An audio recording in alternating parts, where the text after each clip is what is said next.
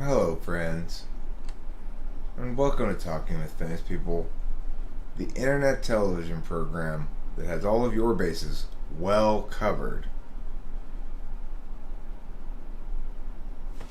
Uh-oh. Looks like somebody forgot to plug in one of the mics.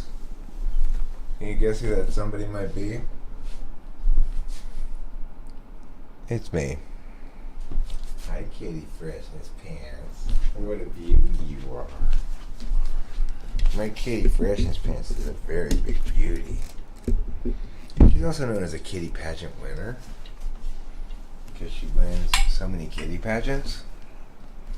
She's constantly winning kitty pageants. It's like I can barely even go 5 minutes without her winning a kitty pageant. That's how many kitty pageants she wins. That's a lot of kitty pageants. That's why she's what I like to call a kitty pageant winner.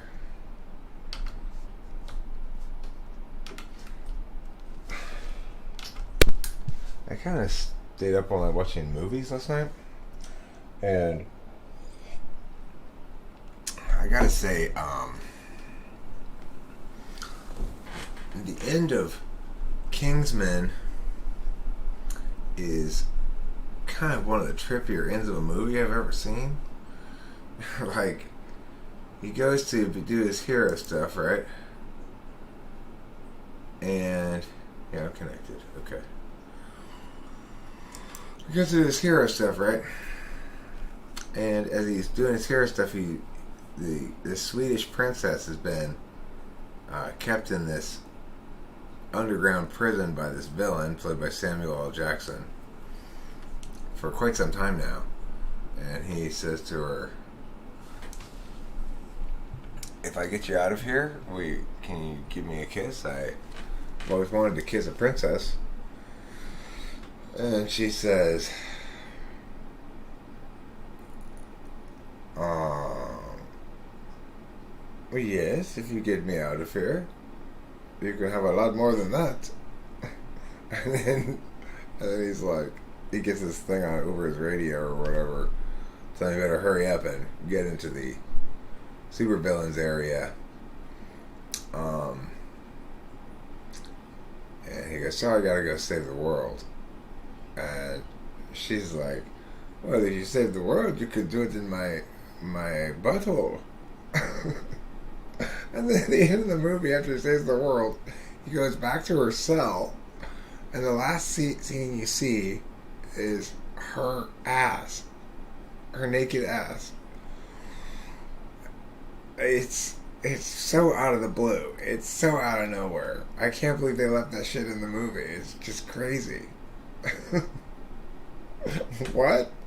All of a sudden, at the end, the Swedish princess gives up the anal as a reward for being saved by this English guy. You know, it's like, what? Where did that come from? There was no setup for it at all either. It was just like out of the blue. It was a pretty good movie. I enjoyed it pretty much. I've watched several movies tonight. I watched Kingsman, Secret Service. I watched before that I watched The Man from U.N.C.L.E. That was good. I enjoyed that a lot, actually. I think I like that one better than the Kingsman one. What else did I watch last night? It seems to me I watched something else too.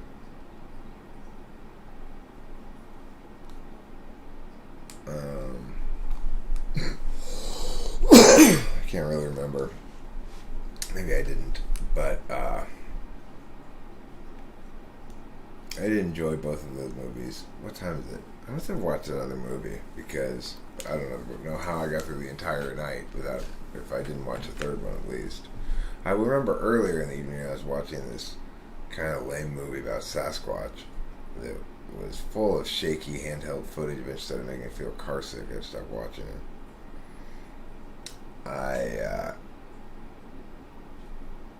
started a documentary on like post 9/11 security encounters by a reporter. Got bored of it.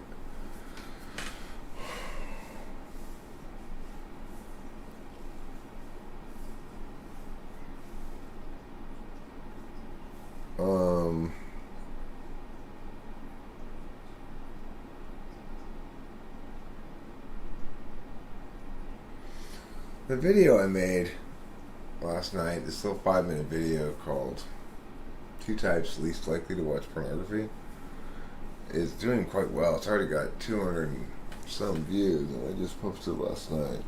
So that's nice. That's a good sign. I'm not sure if I've won my appeal yet. They asked me, like, does it have any questionable material in it? And I said, no, it doesn't, because it's, like, super non-questionable.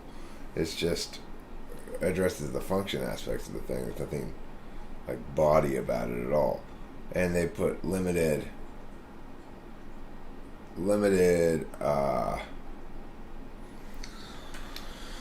ads, which means they disagree with me about it, right? So that's a problem. If you tell them there's nothing wrong with this, and they say, oh yes there is, then they don't like that at all. They want you to be trustworthy about what you say about it. Well, I was trustworthy about what I said about it, but so I should win my appeal. So far in the past, every time I've appealed something that they've been wrong about, they've conceded my appeal. But this one, it shouldn't be any problem. It's so like function based. There's not really anything at all about pornography in it. So obviously 6:15 in the morning, or 6:55 in the morning on a Sunday morning probably isn't the best time to live stream. I'm not going to get the most presence here, but you know, I actually don't mind. Like I don't mind live streaming when there's nobody here. I almost prefer that to when there's just like 4 people here, because then I have some sort of expectation. In this context, I can just ramble on about whatever I'm thinking about, and there's no distractions from the chat either, but no expectation of anything in the chat either by me. This is a skill that ENTP bring to the table that probably like INTPs or INFJs struggle with a lot. If I want to start a live stream and I don't have any audience at all, it's not a problem. I can just keep on talking about shit until people show up. And when I first started this channel, you know, there were a lot of occasions when I didn't have anybody at all, and I'd just keep talking and talking anyway, and then eventually just turn it off, you know, like end this thing. That wasn't really on live streams. That was in like the Raw Room or the predecessor to that, where I just had, where I'd make announcements and say, if anybody want to hang out with me and talk, you know, anybody on the internet wants to, I'm available to do so. So yeah, as this upcoming sleepy week dawns, I'm feeling pretty good about things, really, about my productivity on this bottle, about getting some useful things done, about seeing some results actually as well from my efforts, like the advertisement I made for the typing service that produced multiple typings. I probably have 1 or 2 that I could book right now in my email that I haven't been checking my email. I've been avoiding it. I'll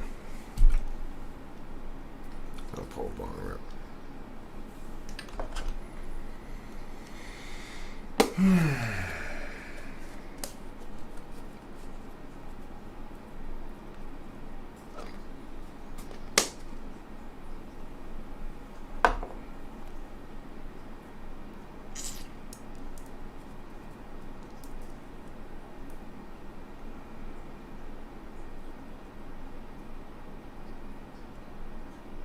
Oh, I remember what I was watching before that. I was watching part of this free movie. I think it might have been like made by YouTube or something. Thanks, for instance, Mom. Don't you oversleep? You must sleep occasionally. So anyway,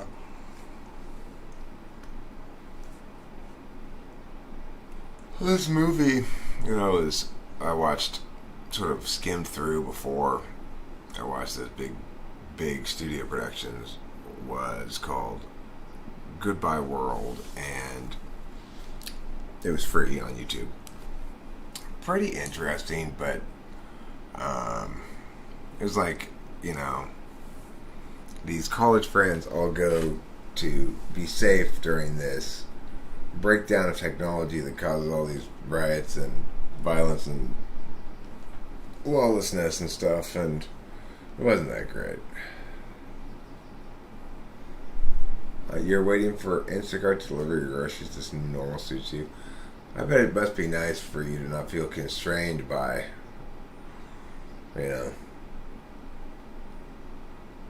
anything after being constrained for a long time. That's my experience in relationships historically, is when I get out of them, I feel like, thank God I'm not constrained by that anymore. I wouldn't feel that way in this relationship because it's so easy and peaceful and good, but if it's anything less than that, then you're just going to feel like burdened after a long enough time.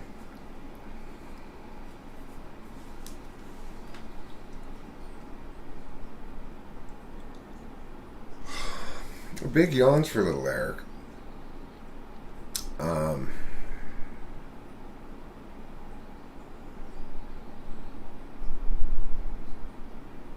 No.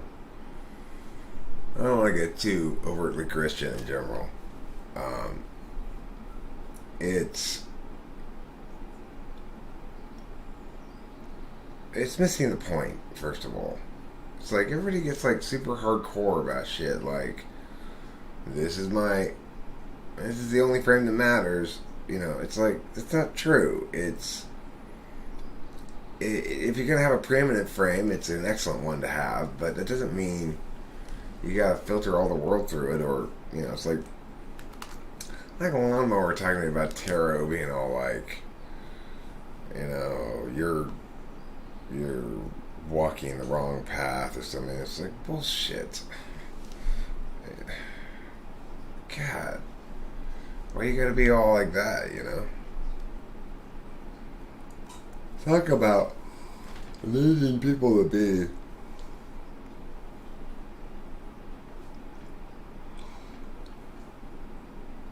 on exactly the same page as you. Hi, Sky Gear. How you doing? That's true, Winston's well. I always forget that. I try to treat everybody the same regardless, and I can forget that, especially since I don't see people's faces when I'm doing this, that there are a lot of young people here. And that's relevant. Youth necessarily goes with a lack of wisdom compared to old age for any given individual, usually. In other words,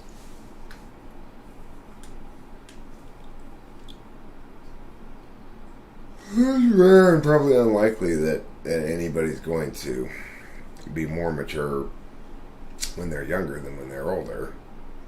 So there is an element of, I think especially of patience that happens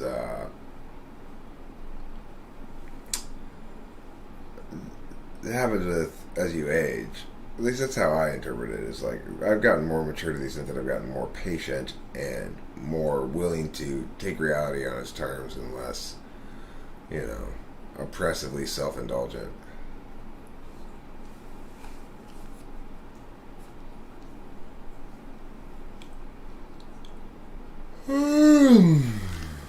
Oh, you mean in this picture here? with the little figurines?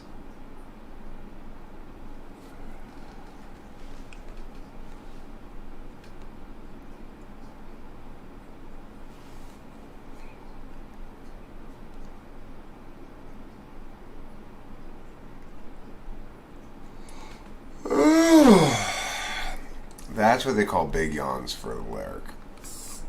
Now let's pull some bowls. Maybe that'll help.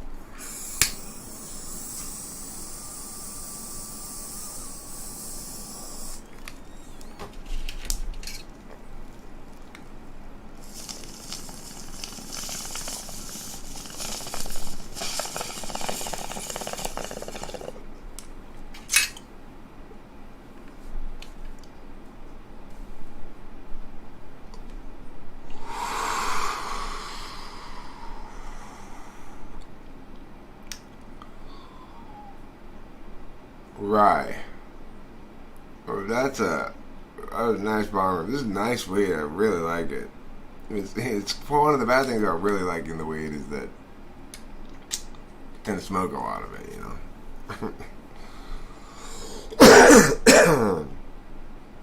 But when you can consistently get a good bell ringer from kind of weed, then yeah. Liquid metal with melted plastic.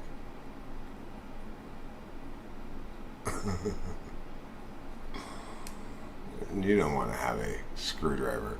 If you're going to drink vodka and juice drink, go ahead and get yourself a Greyhound. Now, if you want something that's kind of refreshing, though, but not so fruity, you can't really go wrong with an excellent gin and tonic. If you get good gin, tonic's tonic, I guess. In like a Collins glass. Lime. That's it's what I've had to give up in life. Boy, was that a deep-seated pleasure for me, but it never stops sounding appealing. But of course, it's only ever appealing like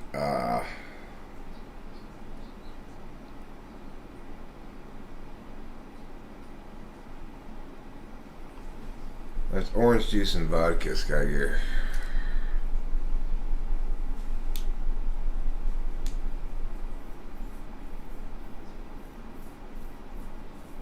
Yeah. I have lots of sort of SI vision of going into a nice hotel bar around dusk at a hot day. On a hot day, it's got like a patio or something, or maybe even just inside at the bar with the TV playing sports, and you order a gin and tonic, and you haven't had any alcohol all day, and you're just like, oh my God, oh, the satisfaction, It's a strong SI attachment. It doesn't go away, even 6 years after I quit,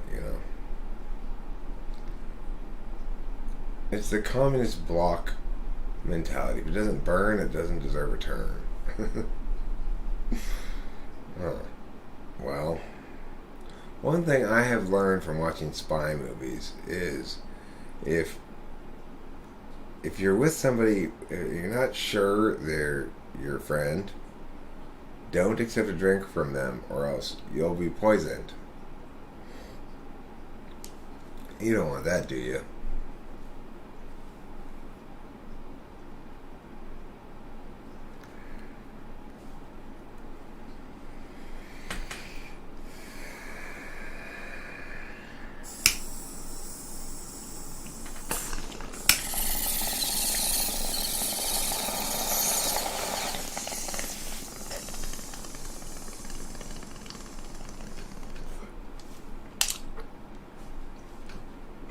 Yep. Putin loves poisoning people.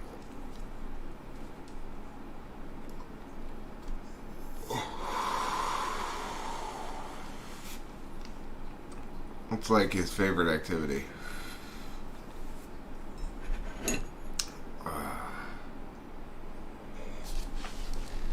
Let me refill my cup of coffee here.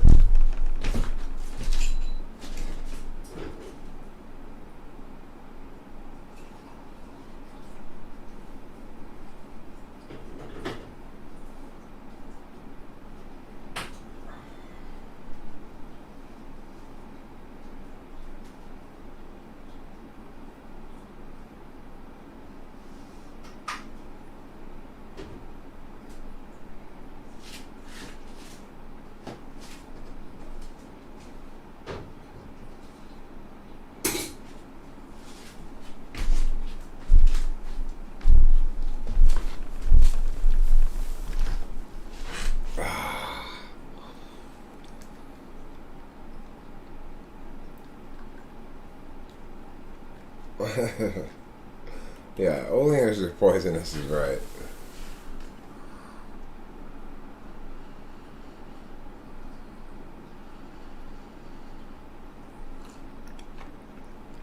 Well,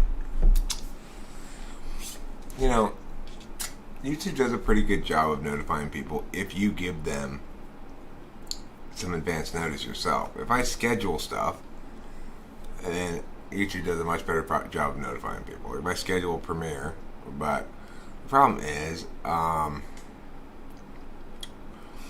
like to live stream when I feel like it, right that second, not schedule it for later or something, you know? That probably limits your ability to get a notification. Also, if a title seems questionable to them, I notice that limits my ability to get people here. So anything that's kind of a blue topic, I mean, maybe because I have a haul in here, Talk-ahol. I don't know. YouTube's trying to figure it out, but they're still a little weird. They're trying to figure out a nice balance of what they're going to, knowing what they're going to get from somebody. I'm a difficult person for them to deal with because it requires some attention to realize that I'm one of the good guys. You know, it's not immediately obvious. Sometimes I make very risque adult story time for bedtime stories, you know. But even then, it's always, it's never mean-spirited. It's never like aggressive or anything, or misogynistic, or what have you.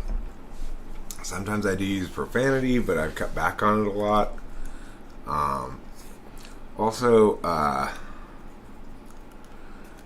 it's like I'll talk about some hot button issues, but when I do talk about hot button issues, I talk about them in ways that are acceptable, and YouTube's algorithm's not that nuanced, you know. Emailed Anthrax, I make you cry at times, do I? I'm mean. I'm so mean. I make you cry. I'm sorry to hear that. I'm not sorry because I don't know what I did exactly to apologize for, but you know, how sad to hear that, I guess is what I should say. What's with the green screen? Are you hiding your new location? It's the same location it's always been. It's just doesn't look like crap anymore, you know. Behind this green screen are the magic of shelves. See? Pretty impressive, huh? You're even wearing a sweater? Oh, that is very INFP of you. I hope it's nice and bulky. Remember, sweater bulkiness correlates at a strength of nearly 1 with INFP. But I mean, I guess you could say it's proportional with maximal bulkiness. The certainty of being an INFP approaches 1. Well, because we decided to move all the shit over there so that there wasn't really much behind the green screen, so we didn't have to go back behind it and get stuff out of the shelves. We've got enough shelves there for everything, so there's so many shelves in here, you know. It's like Shelf Town, USA. If you like shelves, welcome to Shelf Town, because we've got some fucking shelves in here. And I know you do like shelves. You know, you really should put on a second sweater. That'll put the bulkier of the 2 sweaters on top, of course, to hide your breasts. Doesn't matter, you know, what kind of breasts you got. A cup to F cup. You gotta hide them if you're an INFP. You've got to be it's got to be entirely unclear to anybody what your body looks like when you go out into the world. What do you mean, what does my body look like? I'm an INFP. I don't have a body. What's Talk-ahol? It's the equivalent of alcohol, but with talking instead of alco instead of alk. Alright? You really like pantries and places to put things. I like places to put things too, and that is one of the nice things about this space, that we do have all this shelving. But I never feel like I've really gotten things organized properly. It's kind of a curse of low slot or high slot SI. I remember back in the early 2000s when I was really thwacked out, I was obsessed with this idea of managing to structure my space, like in that instance, my kitchen, such that everything I might want to play with, basically, was in the same room. Like, so I had these like things hanging from the ceiling, so that ideally I wouldn't have to leave the room. As I changed activities, I just be able to all do it in one centrally located place. I didn't get any sleep last night, Big. And this is the very end of a bottle of Adderall. I'm out of it, so I'm going to be crashing today. Rachel and I are going to go to Palm Desert tomorrow and spend a day down there with my dad, a day or two down there with my dad. And it's good timing for Sleepy Week, so you'll probably be seeing somewhat less of me the next 3-4 days. But hopefully I'll get a couple of what you might call basic videos done. Like single concept, short videos. I'm trying to do more of those. Those tend to be more successful.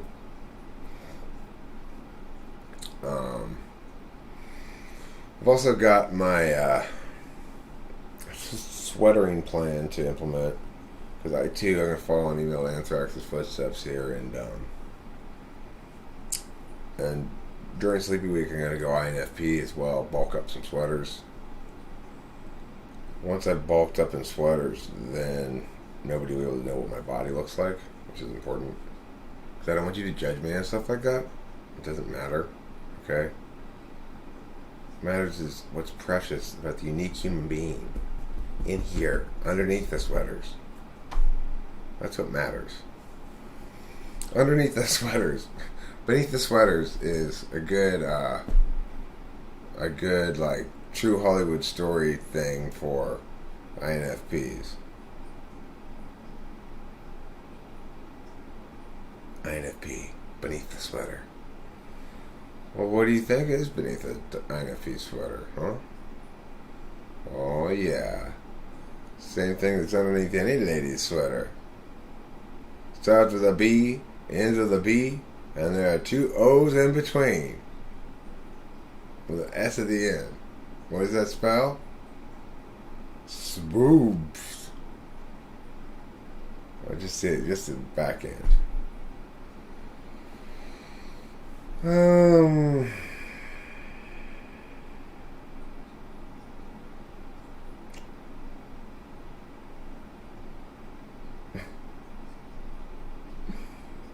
You stare at INFP's boobage just to make her mad.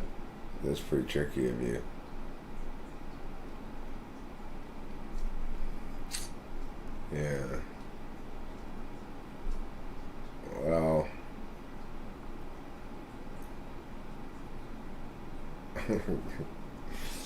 Thinking about Rich's boobage and feeling a little giddy, I feel generally pretty giddy about this whole thing because, of course, she's not only is she 14 years younger than me, but she looks young for her age too, and it's nice. Anyway, I seem very dead inside today. I'm tired, Raphael. Hey, dead inside. Tired and dead inside are not the same thing, alright? I've been up all night. I didn't go to sleep last night. This is why it's the last call for Talk-ahol. It's not like I'm anticipating myself to proceed forward indefinitely. And as a consequence, you got to get in your fix. I got to get in my fix. We got to get in our respective fixes while I'm still somewhat cogent. Although the thing is, I used to stay up a lot longer than I do nowadays. And I used to get really weird. Thanks for email that, Anthrax.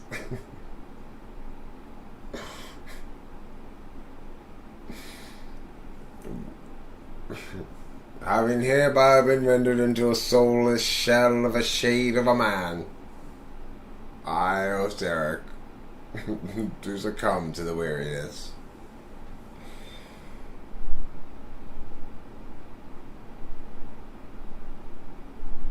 And then she says, "Don't look at my boobs in public. That's not nice. It's not appropriate. You shouldn't care about that. Okay? Stop caring about that.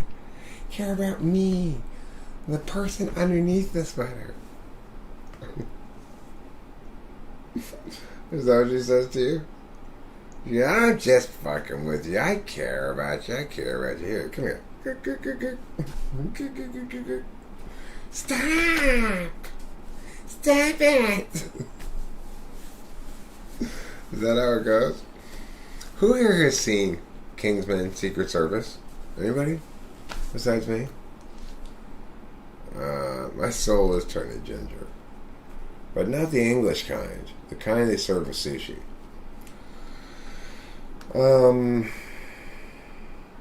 No. Rafael Alvarez. My theory is, and I have another video coming up on this, that it's actually SE DOMs that watch the most porn. Because, why? Well, if you do the same technique that I did with the polars, you'll discover that the most valued is SE DOMs. Okay, I liked the movie too. I thought it was a good movie. I liked it. But what the fuck with the end of it? With the Swedish girl, the Swedish princess. She wants him to let her out of her cell. And he goes, "Well, can I have a kiss?" And she's like, "You let me out, you can have a lot more than that." And then he's like, "Oh, I gotta go save the world right now." Well, if you save the world, you can do it in my butthole. And then at the very end, he actually goes into her cell, and the last scene you see is like her butt right there, ready for humpage, It's like, where did that come from? It totally came out of left field. Seemed very odd. Seemed like unnecessary. Like, okay, if you want her to have intercourse with him at the end or something, fine. But like, it's just letting the audience know that it's anal, and then ending it with the sight of her naked butt like that. It's like, how did that fall? How did that get in there? Like, who put that in there? Who put that little miniature 2-scene storyline in there? It just seemed so weird to me. It was like, when did this become so racy or risque or something? It wasn't like that the rest of the time through.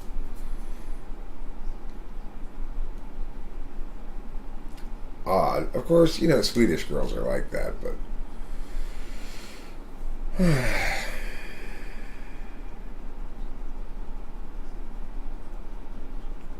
you think Back to the Future should have 2 more kids pop up in Marty McFly's family photo when he saved his timeline? But that would have been an interesting twist. Yeah. He, you know, his mom wanted to hump him. There's a reverse Oedipal complex. And that had to have scarred Marty for quite some time thereafter, I would imagine. Of course, he attributed it to her Florence Nightingale syndrome. But, you know what I've always said about Florence Nightingale syndrome? I've always said Florence Nightingale syndrome, Florence Nightingale syndrome. Because, you know, that's what one says about stuff like that when one wishes to dismiss it.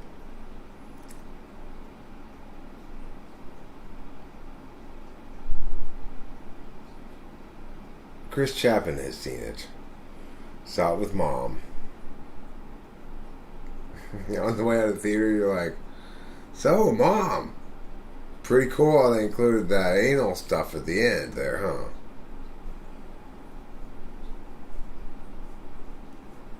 That's awful. I should feel shame. I wasn't advocating in favor of it. Hi, Kiara Louise.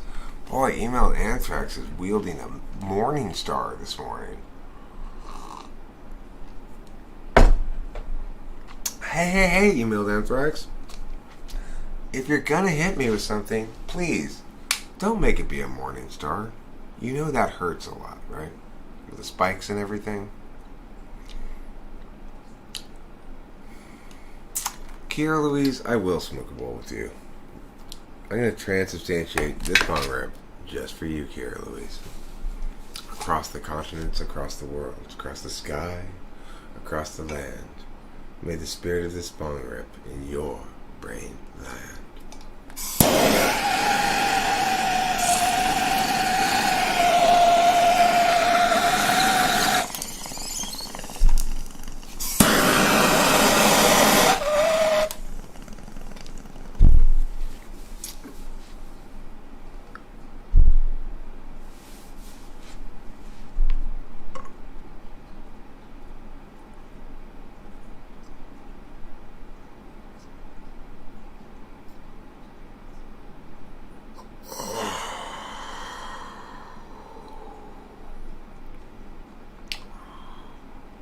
It wouldn't pull, you know, it was a little clogged.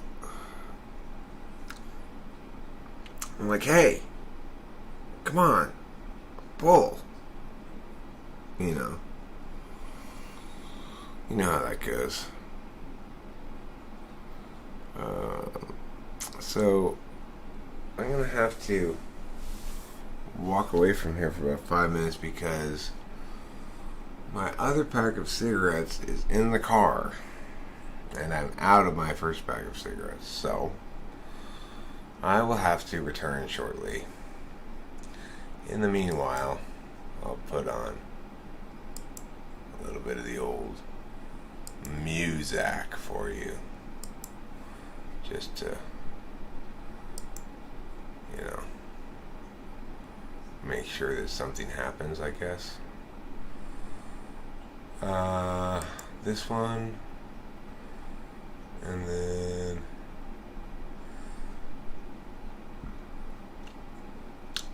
meow.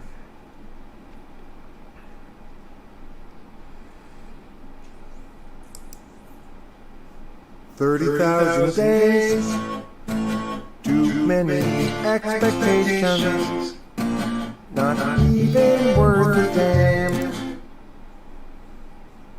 God damn it, we were promised to play. Bodies in the street.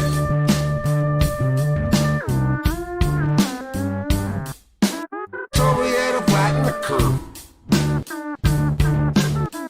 Not overburden healthcare, sir.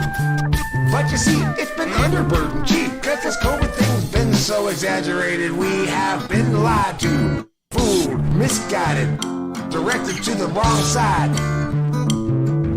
Your cherry picking art is not gonna work. You don't know your stats, your data gathering methodologies are crap. Listen here, if you only test the sickest, what you think is gonna be the trick? Stupid and scared. COVID-19 destroy everything for the impression you bring. Stupid and scared. COVID-19 destroy everything for the impression you bring. Stupid and scared, scared and dumb. We swallow the gum.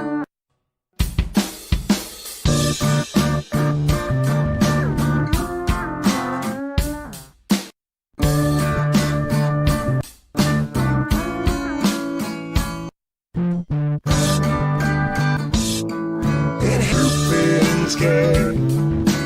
COVID-19 destroy everything for the impression you bring. Stupid and scared. COVID-19 destroy everything for the impression you bring.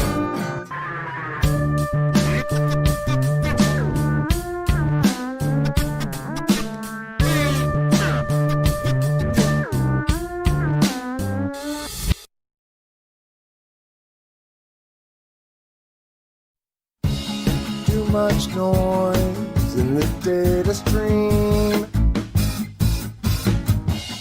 loud enough to disrupt everybody's dreams.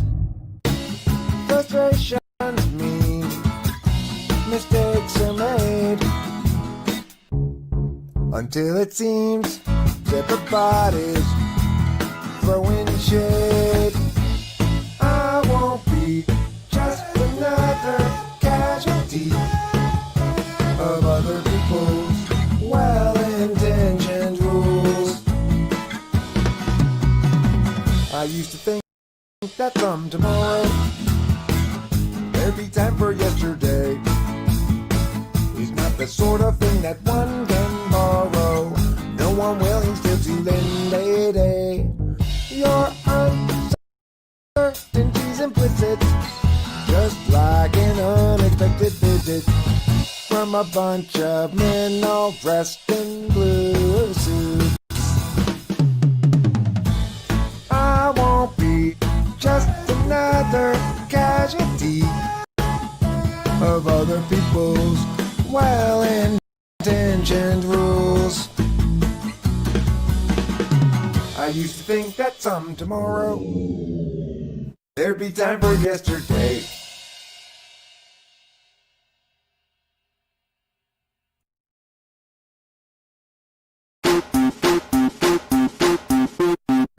Well, there's a herd of cattle and a flock of birds. School up, fishes, it's a spew of words. Campaign of battles, a collection of churns. 'Cause farmers milk chattel for a cup's worth of curds. And a lip flap of tattlers telling on burn for disrupting the arrangement of a blossom of ferns. Confers a shameful burden that burn deserves, or so say the tattlers telling on burn.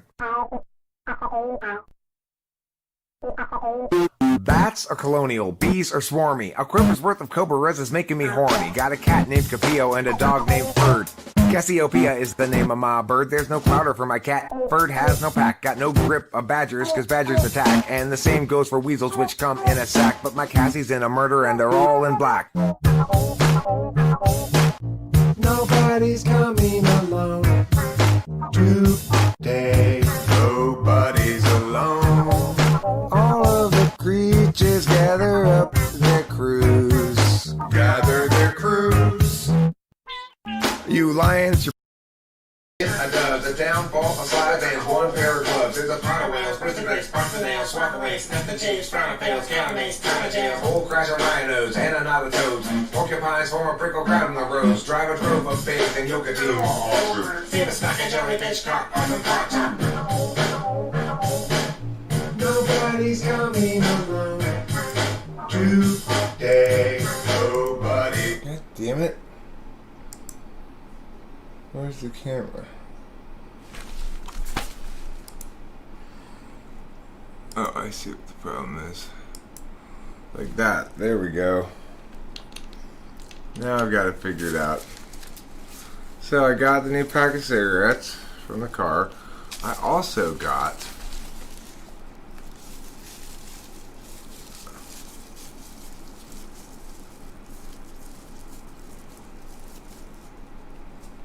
that's right.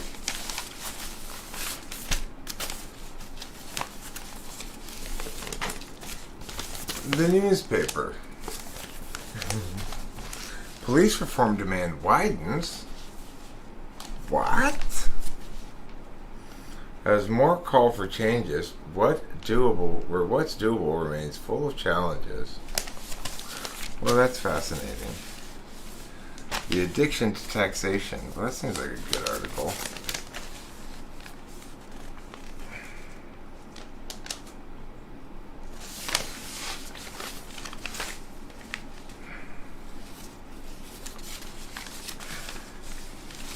Game 4, Clippers, Mavericks. Are they in the playoffs already? Yeah, maybe I should watch those games. I kind of gave up watching sports during COVID and haven't gone back to it, you know?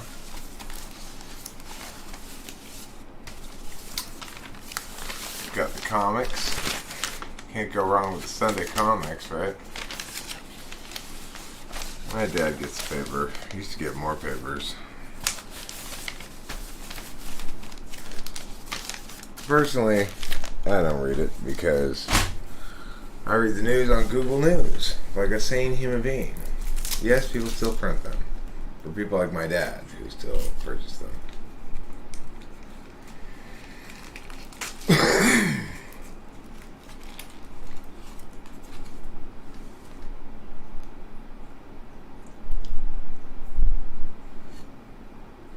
Morning's the best time of day for a refreshing Marlboro Red cigarette. Yeah.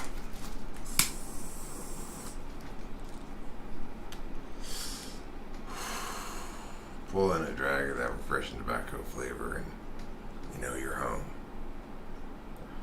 Marlboro Reds. Purchase them today. You know, they're not allowed to advertise. I think this is unfair. The cigarette companies aren't allowed to advertise. So, I will promote them for free as a public service. I mean, think about it. Alcohol kills way more people than cigarettes do. You know? It really does. And the variety. Alcohol ruins lives, too. Quality of life matters. But we don't make it illegal for that to advertise. We don't make it illegal for marijuana to advertise either, which is good. But you probably can't have marijuana ads on TV. They just have billboards, you know. But marijuana is not even remotely as dangerous as cigarettes or alcohol. You don't think that alcohol causes more deaths than the cigarettes? I mean, it's like if they were to count alcohol-related deaths the way they count cigarette-related deaths, I mean, it would definitely be the case.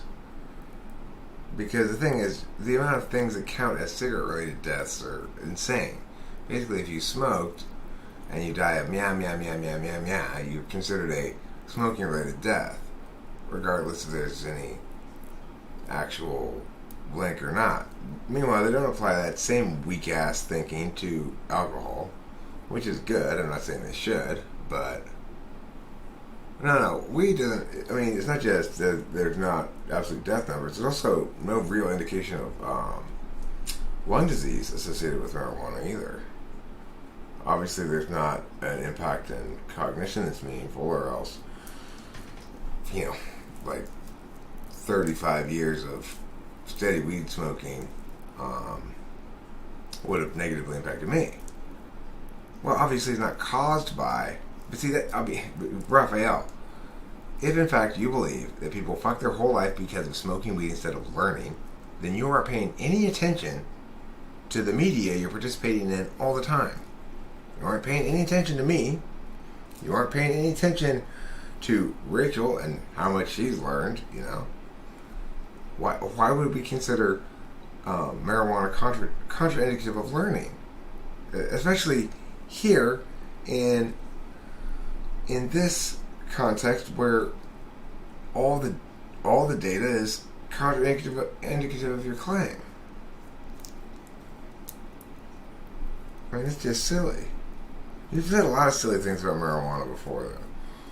I think you perhaps are. Okay, but why is it nonetheless? You can't establish that it's nonetheless. You can't establish that I'm living a good life despite marijuana, as though it necessarily causes a bad life and I'm resisting it or something. That's an absolutely ridiculous argument. Imagine where we would be without weed. Maybe in the gutter. Drunk. Why would that be better? Think, right? If, in fact, we're imagining us without it, we can imagine it being bad, worse, or better. We have no reason to conclude either. You've not given any warrant to conclude either. That's why those kind of arguments are silly. Do you see now?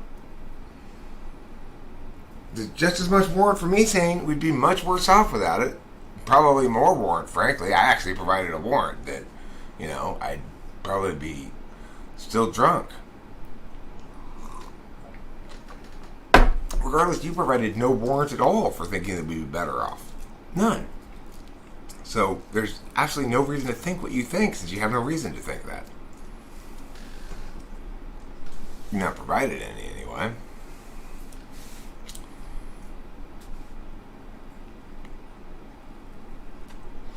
Me? No, I don't drink. Meth is addictive and also dangerous. Yeah, I think meth is a bad idea. I would strongly advise against it. I think it's very difficult for people to use meth in a meaningfully sustainable way without kind of losing themselves to it. So, I mean, I definitely would advocate against that drug. I think, you know, prescription amphetamines in pill form is plenty strong for me, let's put it that way. You know, I didn't say anything about how great weed was, did I? What did I say about how great weed was? I was pointing out that I just mentioned it when I was talking about the different advertising rules for those different products: alcohol, tobacco, and weed. Of the three, weed is the least harmful, for sure. I mean, nobody would dispute that. No sane person would, at least physically harmful, right? I mean, or generally harmful. I don't think any sane person would dispute that weed is the least harmful of those three. Anyway, it has more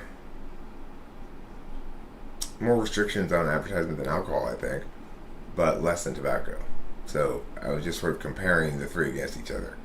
That's not me saying how great weed is, right? Nothing about that was saying how great weed is. I never have advocated that people should smoke weed. Every time people ask me, I say no. If you're wondering if you should, the answer is no. It means you haven't yet, and there's no reason to start.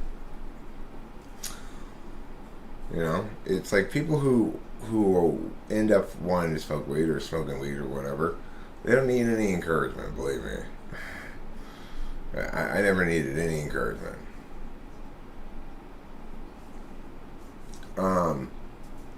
Raphael, I take a realistic view of the thing, a holistic view as well, which is to say it has multiple impacts, some of which some people may view as negative, but the problem is they don't have any reason really to view them as negative, right? They're not experiencing my experience. They don't themselves get to feel any of these supposed negative impacts. They're just presumably either observing them in me or trying to confer them upon me, like you're doing, for no reason.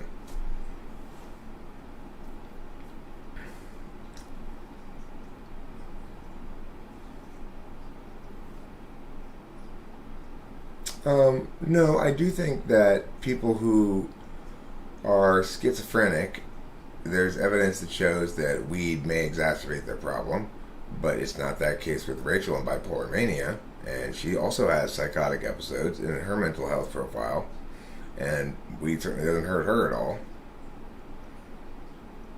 So, I mean, who have you read in relation to philosophy? Basically everybody, but not all of anybody. You know, I'm a debate coach, so I research lots of different topics, and I cut cards from lots of different people. Contemporary philosophers are probably a little more common than the old guys at this point. Other kinds of scholarly literature that sort of splits the difference between philosophy and sociology or social science, stuff like that. You know, I read all kinds of stuff, but I don't remember names because they're not relevant. I remember arguments that are relevant within given frames that are also relevant. You're going to have to tell me what the person says.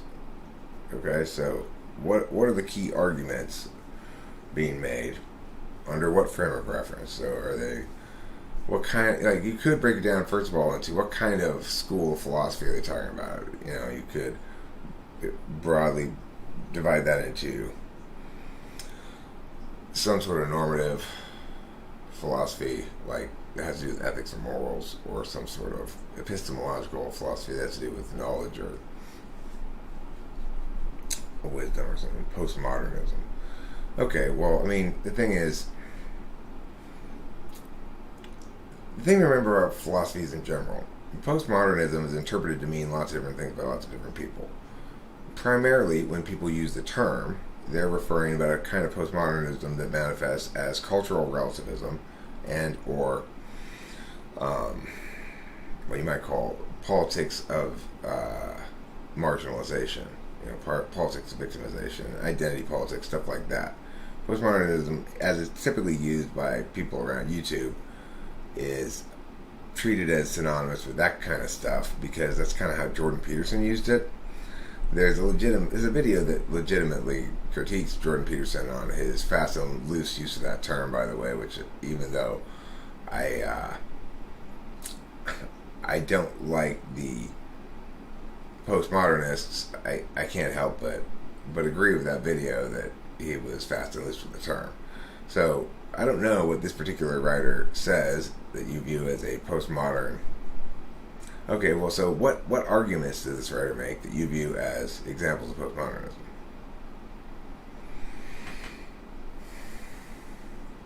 I mean, is he making arguments about structural violence? Is he making arguments about,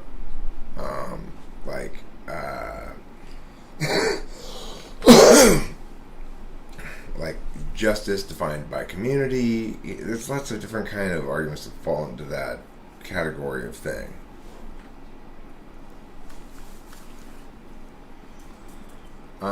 Does a PhD in philosophy have to work in a similar way as a PhD in pure maths, but dealing with purely non-quantitative concepts and relations, or am I completely misunderstanding the field? I don't know. I don't know what the modern academic atmosphere around a philosophy department is. I do know that I like the fact that there are physicists now who talk about doing experimental metaphysics. So there's sort of a general acknowledgement that science has started to catch up with philosophy in terms of understanding the world through frames of reference and stuff like that.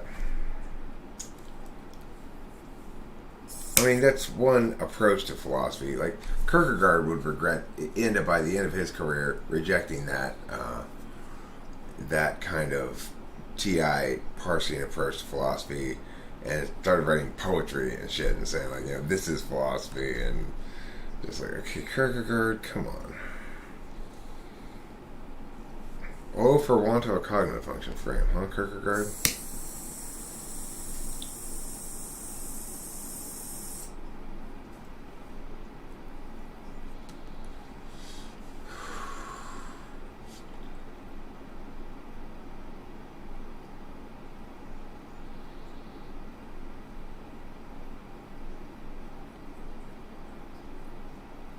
Okay, so what you're saying is this guy's arguments about postmodernism are that that principal frames of reference, as emphasized by modernism, are in fact themselves, tools of oppression, right?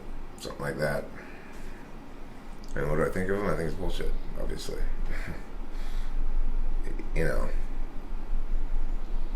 You can't beat people with a stick to convince them that beating people with a stick is bad. It doesn't work that way.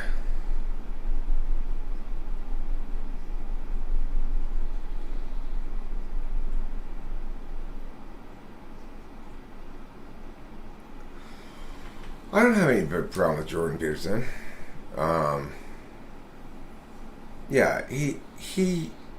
What Bacon says is correct. JP uses postmodern neo-Marxists to describe the radical left, describing postmodernism as just kind of literary criticism or something. I mean, the thing about postmodernism is it's a rejection of rationalist or principlist frames, because especially frames that derive from rights to property. And the reason they reject that is because they want to somehow justify their bullshit coercive nonsense. Either coercive or dissembling. It's either coercive or dissembling. It's always one of those two things. It either says nothing, or the thing it says is actually quite awful. But they don't know that they say that because they couch it in a bunch of bullshit language. I mean, Foucault is just an absolute nightmare. A nightmare of failure. I didn't watch the debate between Zizek and JP, although Zizek is another person who's an absolute fucking nightmare of unnecessarily verbose confusion and dissembling. He's trying to be enigmatic. I don't know.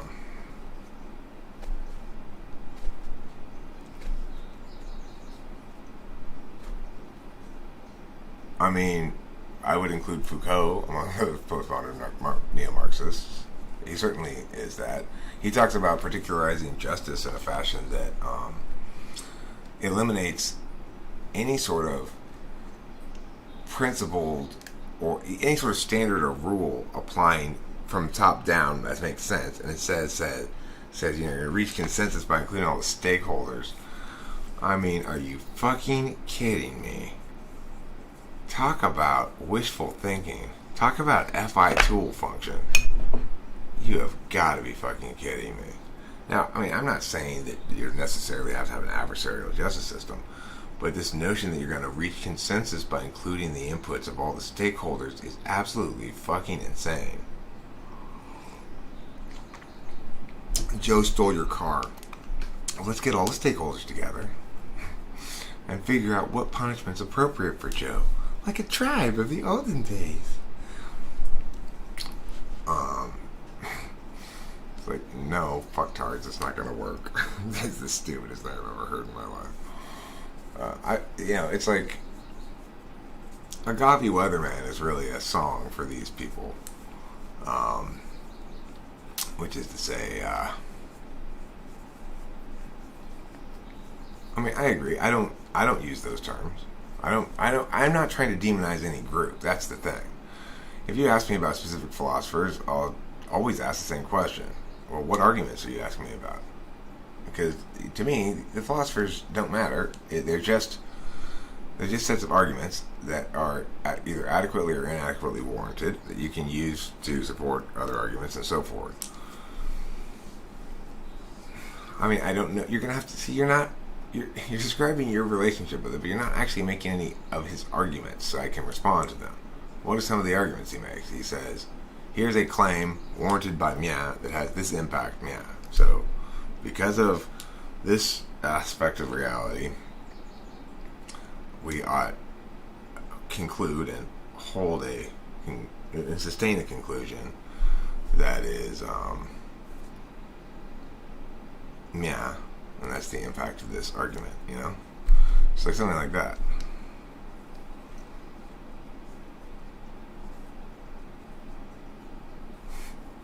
My hypothesis is not so much that the court is a natural expression of popular justice, but rather that its historical function is to ensnare it. to control it and strangle it by reinscribing it within institutions, which are typical of state apparatus. Okay, so, note, of course, right off the bat, what is the first thing he does? Naturalistic fallacy. Who the fuck cares if it's a natural expression of popular justice? Why is that desirable? Why is it because it's more natural? I mean, talk about weak thinking. Why is popular justice more preferable over actual justice, which we can meaningfully define in terms of rights, which you've tossed out the window with your rejection of principalism in favor of your mushy-ass feelings? Foucault, suck it, you know? It makes sense. That's all I ask. Makes sense. I'm ready to listen to any argument and give it serious consideration. But make some fucking sense. Try a little bit, Foucault. Try a little bit. I mean, he's just so goddamn weak. It's appalling that anybody knows the man's name. Look what you just quoted there. My hypothesis, this is not a hypothesis, by the way. The court is not so much a natural expression of popular justice. That's not a fucking hypothesis, right?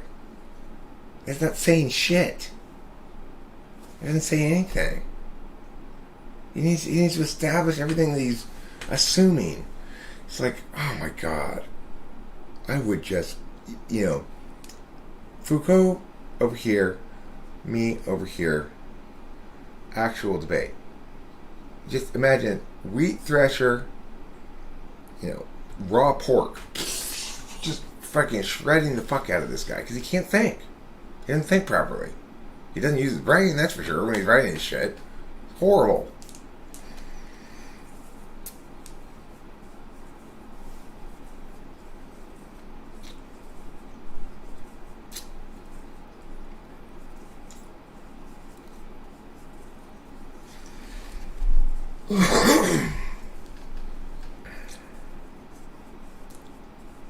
What exactly does that mean? Placing difference before the ontological premise of being itself. You mean differentiation precedes being? It tries to put something ahead of the observation? Well, that's wrong. Sorry. There's no warrant for it. Why would you do that? Obviously, differentiation supervenes on being. It's obvious. Differentiation is a function of consciousness. People don't have realities that aren't a function of their attentional manners, frankly. They may have functioned something equivalent, like emotional stuff or whatever, but it's absolutely insane to think that differentiation exists, precedes any conscious understanding of differentiation.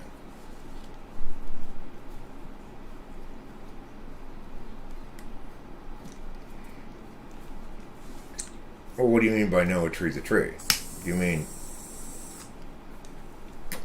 how do I know the word tree refers to something specific, a class of objects that includes plants of a certain size? Is that what you're asking? Or do you mean, when I see a tree, how do I know it's named a tree? Because I've learned language. Simple answers like that are surprisingly powerful and meaningful when facing gobbledygook.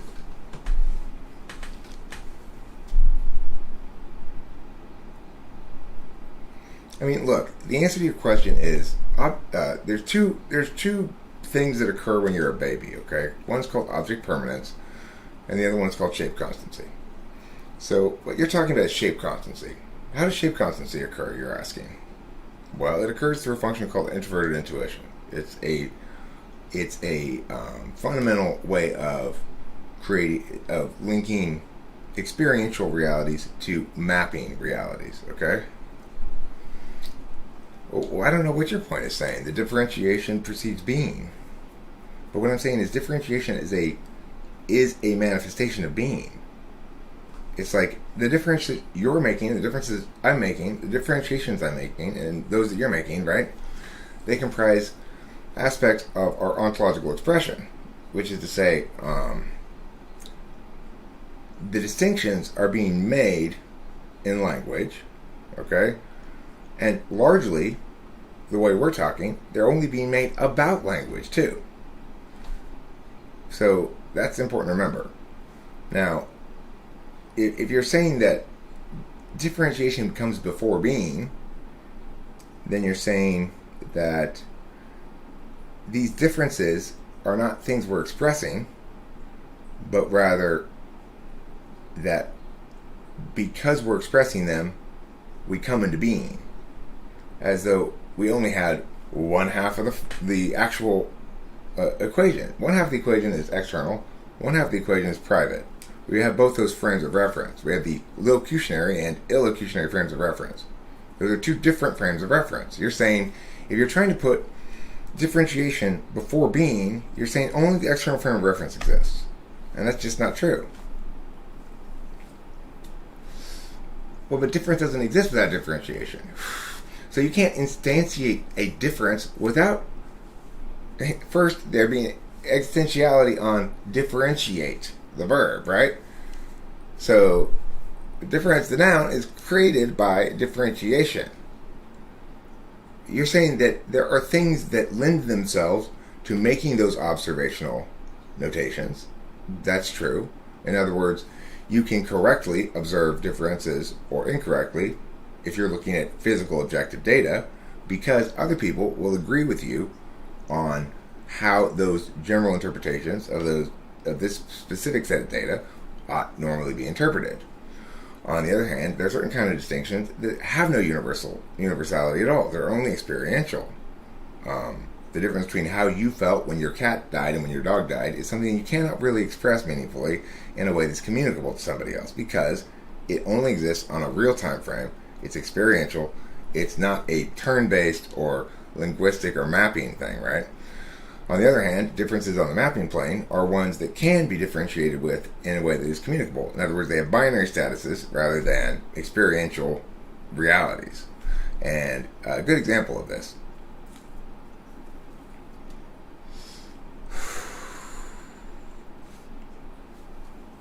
Right. Yeah, I guess I am saying that, sort of.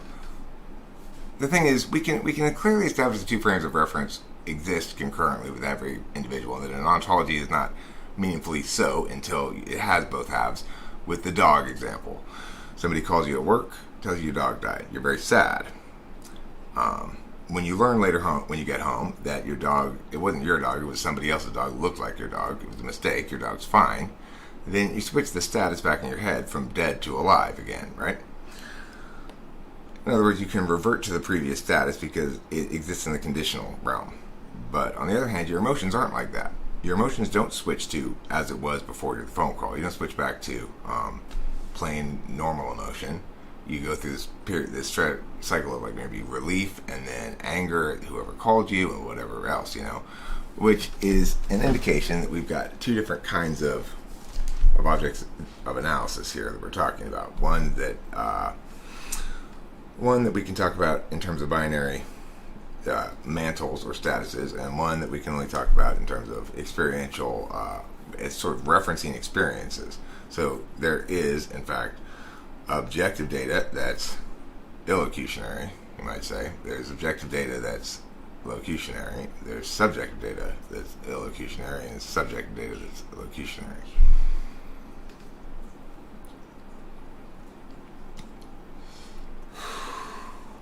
At least we render that data by being, I guess you would say. Now, I think it's better to understand reality as being concurrently generated on each person's box separately. Like a MMORPG, it's not, the game is run on my box mostly, and I'm just connected to the server, and other people's games are each run on their own box. So it's not like everybody's playing the game and looking in on one central massive thing that it's got like cameras all around that shows whatever part you're on or something. As if it were a big, huge physical map that people are walking around. It doesn't work like that, right?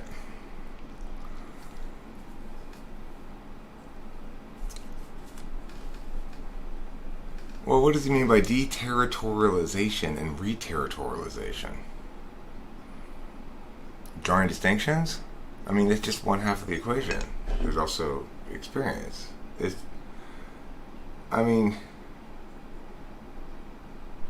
I would not say it's. And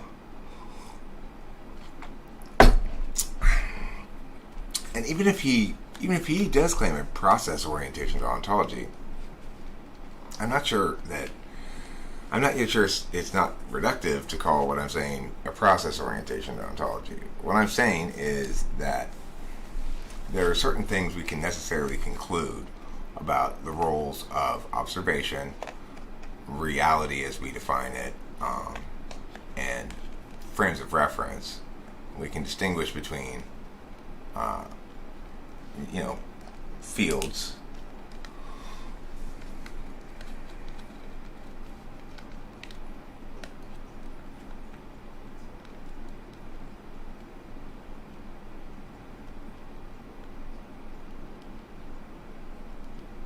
What are the two different objects? And what's the new object? And why is that the only way that creation occurs? I mean, I've argued, by the way, that for extroverted intuition, it's a function that draws from objects in the external world, SE data, and draws from memory data, SI data, internal world objects, to create an amalgam that seems novel. So I've argued something similar, but in much more sensible language, I guess. Television and internet. Okay, so I mean, that's certainly a good way to describe it.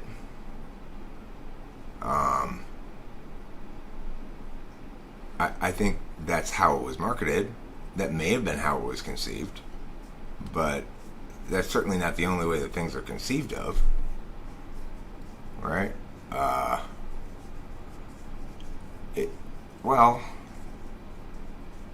No, because you're neglecting to factor in the expressive aspects of objects. Take, for example, an object like a recording of a song, which is certainly what I call a time object. That is to say, it's a metaphysical object, no less real than a physical object, but certainly we treat it as an object and has all the other attributes of a metaphysical object. Now, a song that's recorded is a holistic truth. In other words, it comprises both decisions made out of things like that, meaning combinations, which I agree. Language is binary by nature and breaks down ultimately, is reducible in this fashion, in sort of fashion you're saying. But it also contains expressiveness for the experiential realm that's part of that object that's not along those vectors at all. So, in this case, the exception disproves the rule.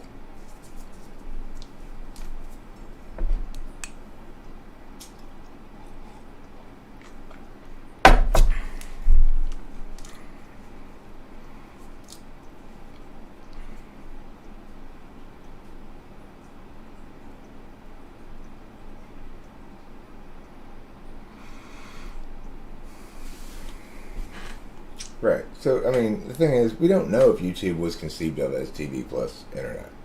It's best described as that. That's the best elevator pitch for it. Look, for example, this. I've got, let me tell you another counterexample Xavier reads. And this is, you're engaging me in very interesting talk, by the way. So, when I was in Berkeley with Rachel, she and I were kind of riffing back and forth and came up with this hilarious script in which this ENFP or INFP lady graduates from college with her worthless dance degree and decides to, maybe she's got a PhD in it or something, and decides that she's going to save the world by teaching homeless people to dance and forming a dance troupe with homeless people who then go and like perform at a presidential inauguration and make inspirational speeches and overcome their personal problems and stuff in the process. And at the end of it, finally I said, oh, you know what this shit is? It's Sister Act, but with homeless people and dancing. That's the elevator pitch. It was never conceived of that initially. Okay, that concept never entered my mind until after the whole thing had been joked out, like, you know, joked all the details out.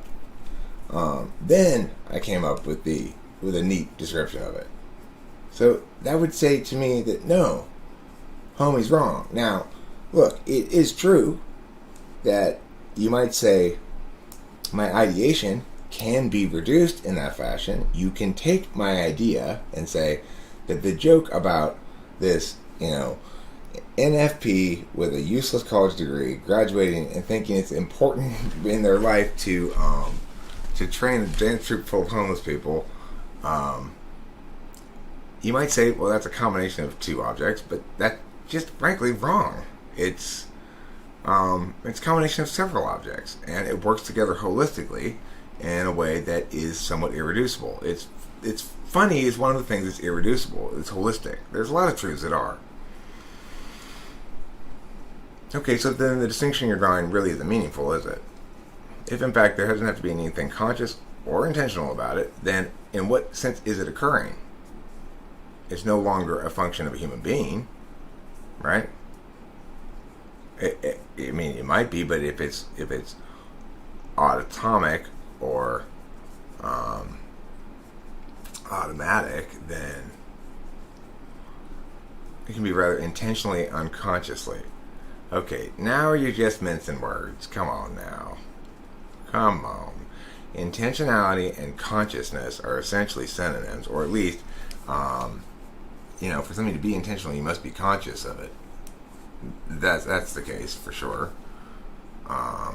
So I think we've gotten to the end of your philosopher's bullshit there.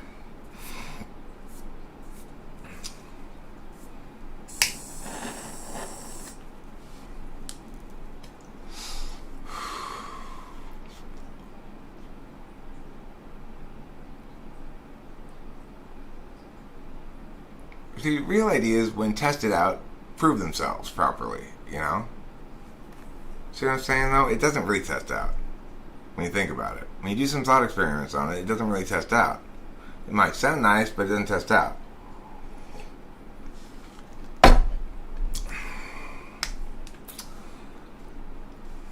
You can consciously induce your unconsciousness, that's true, but then acts that occur after unconsciousness won't be intentional.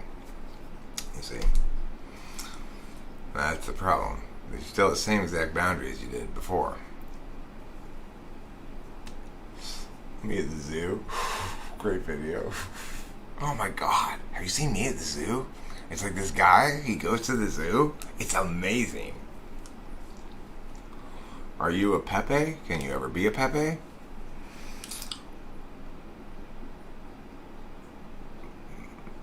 Must I meme to be a Pepep?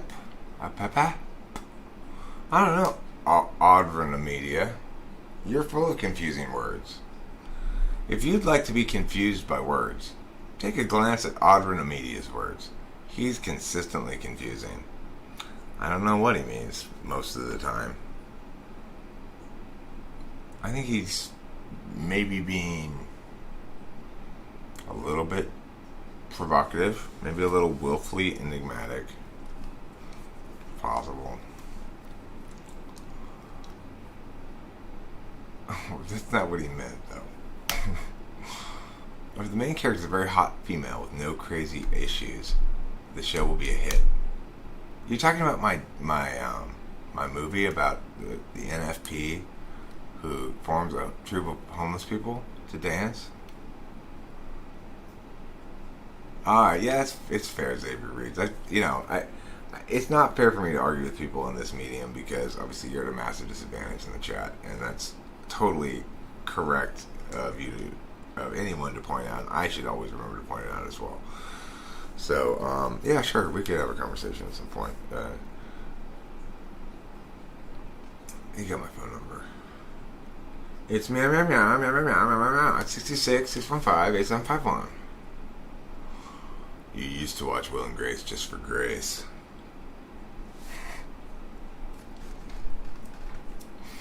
Yeah, that's why I watched Bobby and the Six Sluts. It was mostly for the Six Sluts, and not so much for Bobby. Yeah, the NFP movie. I've got another hit feel-good movie where this like old inventor guy in Detroit who looks like Santa Claus invents some stealth technology in order to like, successfully pretend to be Santa in Detroit for orphans, and then have like a stealth helicopter that he invents. It's a feel good hit for Christmas, you know. But I think, you know, I'm not quite sure. I guess you'd call it like, remember that movie where somebody made a rocket? I mean, in his barn. Maybe like Brad Pitt was in it, maybe, or no, Matt Damon maybe was in it. You know what movie I'm talking about? There's not a. There might be a Discord server for this, but I'm not participating in it at all. Somebody else will have set it up and run it. I don't know anything about it. It's like I do this often enough that I don't have.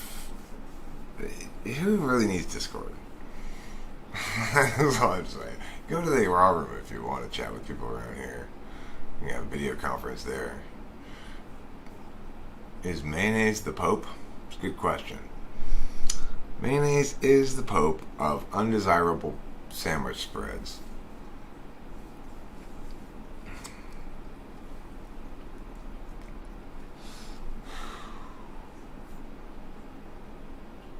I mean, if you want to talk with me on camera, we can talk right now, Xavier Reason. We could put it in the live stream. I am equipped with that technology thanks to OBS and this fine green screen that Winston's mom gave me.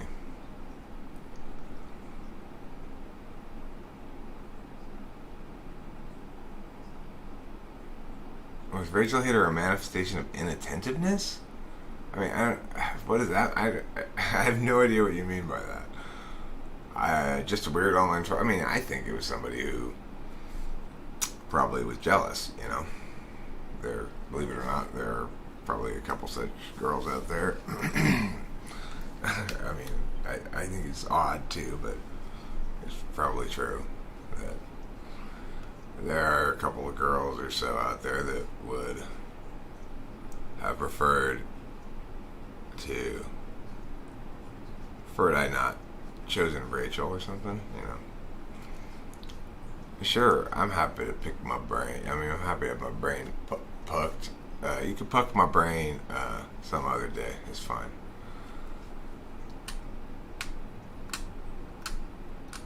That's totally fine. A manifestation of inattentiveness, as in you being inattentive to a certain area. Ooh, like security, like inattentive to stopping trolls from getting in or something? Or it's displayed in my online persona.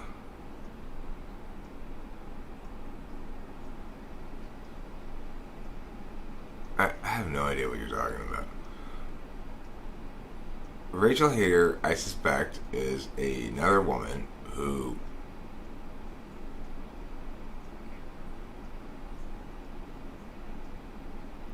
inattentiveness to an area in my life that's displayed in my online persona. I have no idea what you're talking about. Can you just say what you're talking about? Like I said, my interpretation of Rachel Hader is that she's a jealous woman who doesn't like the fact that Rachel's my girlfriend. I know it sounds ridiculous. It sounds ridiculous to me too, but I think that's the case. It makes the most sense. I've got a couple people, one in particular in mind, I think might possibly be. Sounded like that person, sounded like her, and so I suspect that's who it was. And trolls come up when stuff is corrupt, generally speaking. That's not true at all. Trolls come up every day for me. Trolls come up when stuff is not corrupt, for sure. Like, I invite some intense hatred. Why is that? Because I admit when I'm wrong, I'm transparent, I'm good, I'm just, I'm righteous. And I'm also not at all a pussy, you know? I can be intimidating. People feel threatened by me. People feel like they respect me, but they don't want to display that. They want to display the opposite or something. You know, it's like that Kierkegaard shit I was reading the other night. Trolls don't. I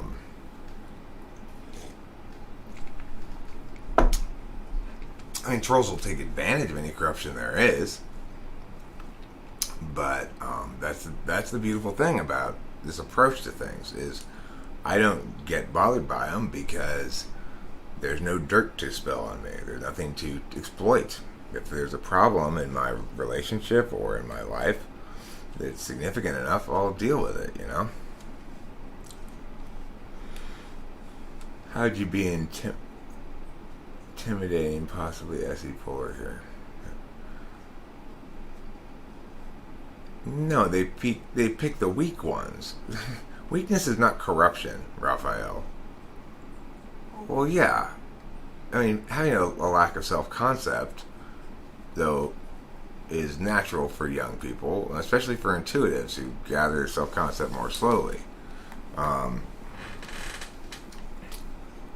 But, you know, trolls around here are not meaningfully bullies.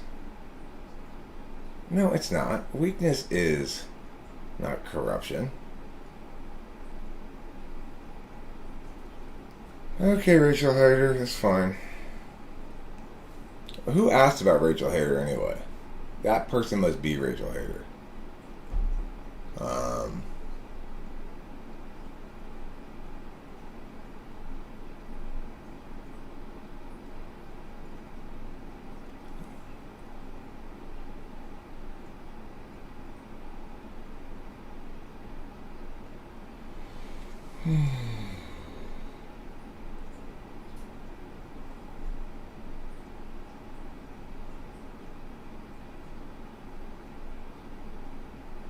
See, I've never thought Raphael was Rachel Hader because Rachel Hader writes much better than Raphael does. Typically, you'd have to really be good at code switching. In the most recent argument, it was revealed that you even calls her stupid. What most recent argument?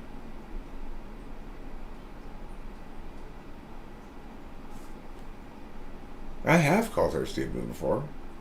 Yeah. You know, the thing is, we actually articulate all of our mistakes and stuff online. So that's all there is to it. You know, in moments of anger, sometimes people speak harshly to each other. In some instances, I've had good reason to be very frustrated with Rachel. You know, she was experiencing symptoms that made her difficult to deal with. But we successfully got the right psychiatrist, the right medication regimen, and we haven't had a single bit of trouble since. So, I mean, if you're saying that the fact that I once called her stupid in a heated moment somehow means I'm inadequate as a boyfriend, my relationship's not good, that we're not healthy together or something, that any negative thing you could possibly think about my relationship, if you think that that establishes anything negative at all, you're totally crazy. We have the best, most loving, healthy relationship I've ever seen. We don't have a single problem ever.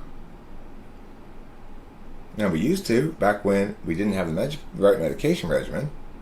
I indicated then that the problem was not Rachel or me. It was, we need to get this medication straightened out. I was right, we did, and there hasn't been a problem since. So when I ask you, what argument?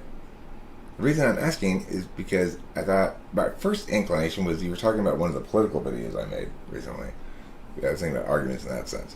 I mean, like a fight. I mean, it was months ago. Oh, well, okay, but look, hey. Okay, fair enough, what you're saying there. I see now. I did misinterpret your argument in that case. You're just trying to establish that there's too big of an intelligence difference between us. Not true. Not for me. Not for most viewers. If you actually think that, then that's fine. You can think that. But, I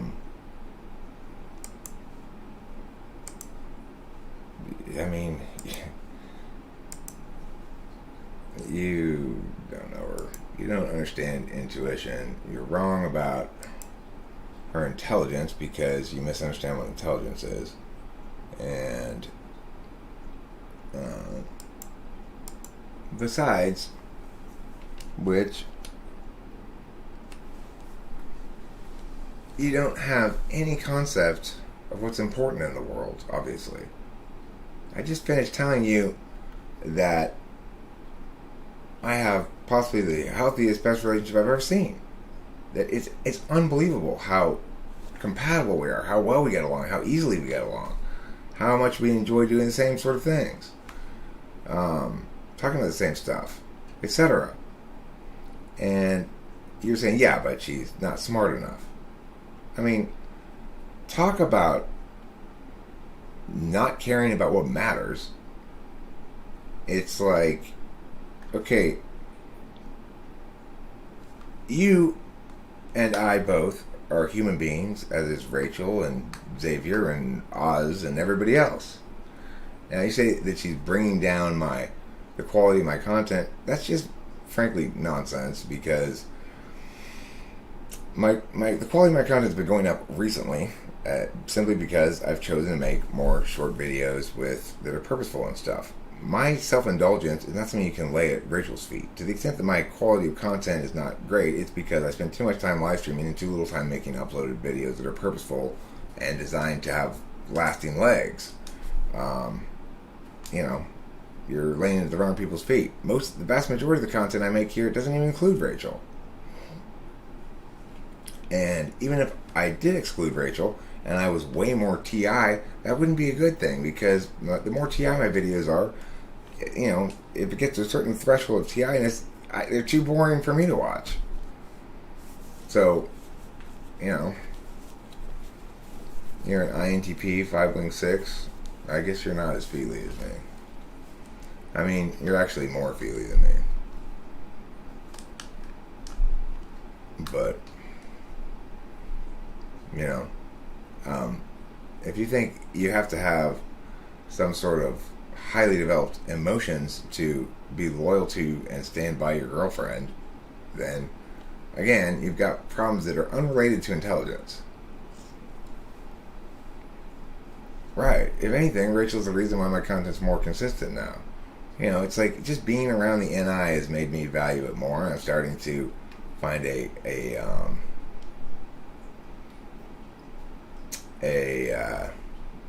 path forward. Your FE clouds your judgment at times, Mr. Strauss. Do you think this is one of those times? I mean, what I said, though, was objectively true. The vast majority of content that I produce on this channel still does not include Rachel. Point of fact. Indisputable. So, it's like, that really almost certainly is not a real concern or complaint of either of you.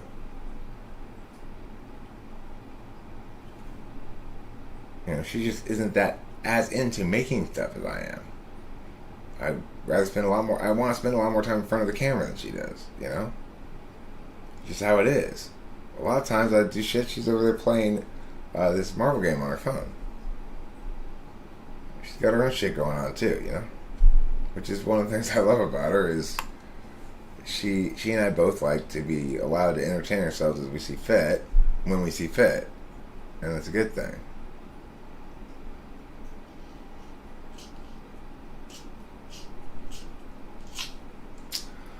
Well, when I called Rachel stupid, it was because she, at the time, I think, she was playing yeah, but,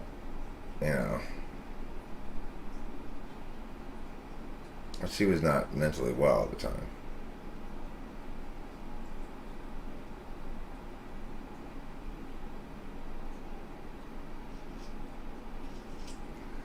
Okay, so first you told me that I could be unconsciously intentional, and now you're telling me I can be honestly dishonest. How do I get to be honestly dishonest? Is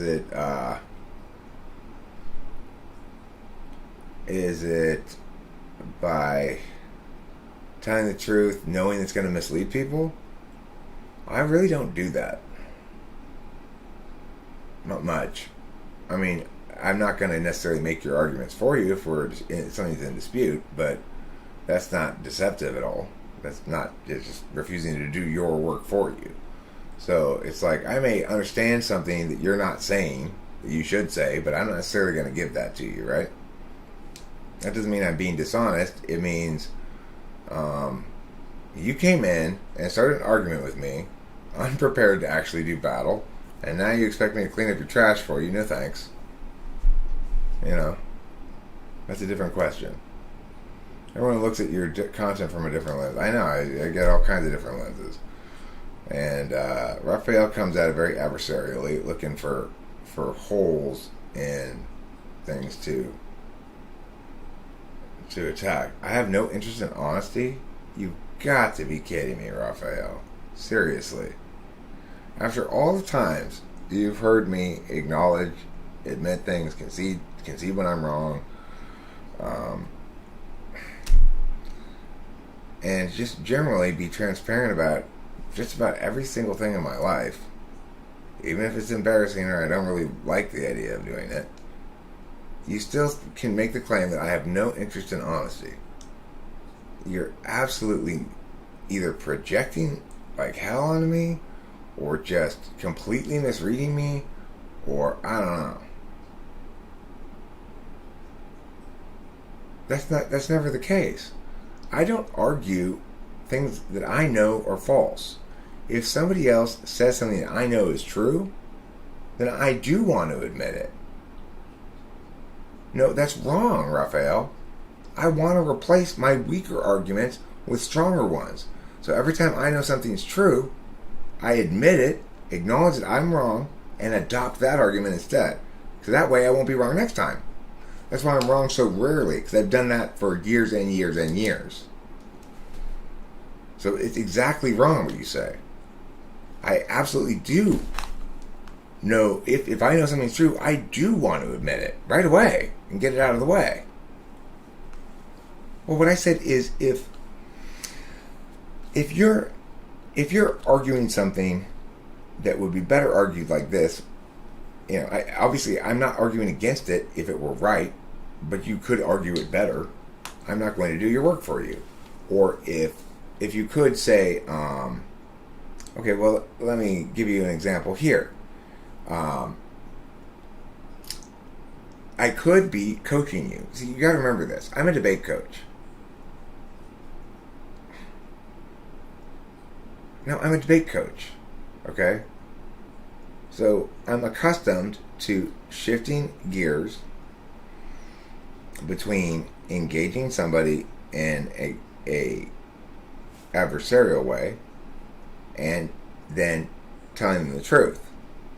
So I frequently will say to kids, okay, now look, we're making this argument here. Remember, this is all just bullshit, okay? And here's why it's bullshit. Here's the counter argument against it. But here's how we're going to respond to that counter argument to fool the fact, to hide the fact that it's bullshit. Okay? That what we're doing is bullshit. Here's how we're going to hide it. I'm very accustomed to doing that in debate. Versus the other kind of thing, which is, well, this argument should win because it's the winning argument. It's the truth. Those are different things. If I can't distinguish between that in every instance, all the time, constantly, then I'm not a very good debate coach.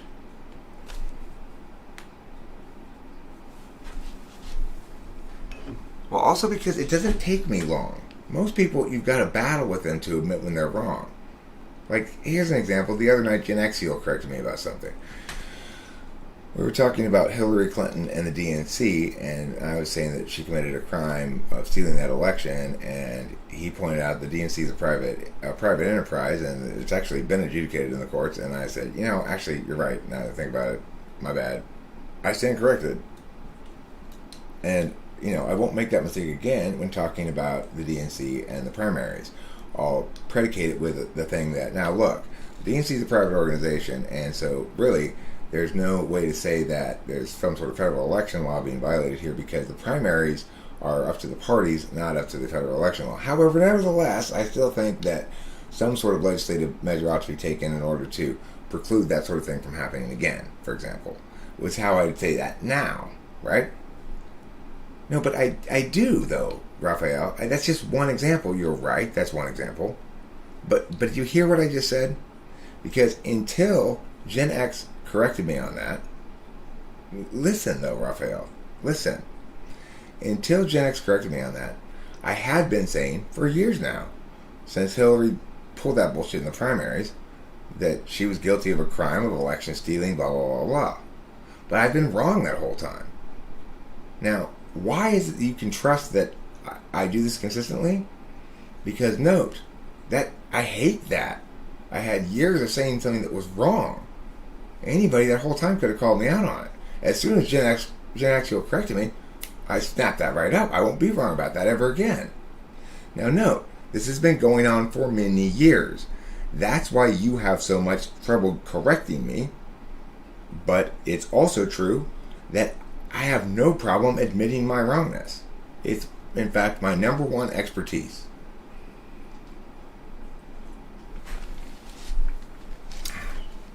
Well, what is hurtful to accept? I mean, the thing is, I'm bipolar. I'm not attached to my positions like you are. I don't see them as part of my ontology. I see them as arguments separate from people. That's why I don't say philosopher Mia says this and philosopher Mia says this. I just say what the arguments are. Because arguments aren't part of people. An approach towards arguing is a part of a person. So my detached approach, which it leads to correctness, is fundamentally part of who I am. I'd always rather be not guilty of denying when I'm wrong than I'd rather be right. Okay?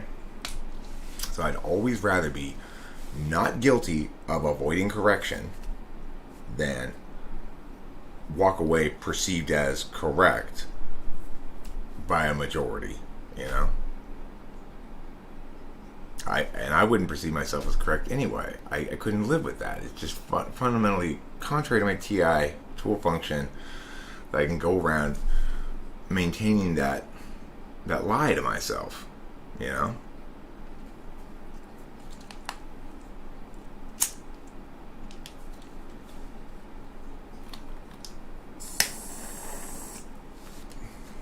Well, it wasn't an argument for that. I just said, for example. I gave you an example. That wasn't my warrant. My warrant was explained as the reason you can reliably assume I'm going to do this is because it's a mechanistic choice. It's saying I prefer to have this status of the person who's never clinging to an argument that's wrong than I would that I'd rather have successfully clinging to an argument that's wrong, you know?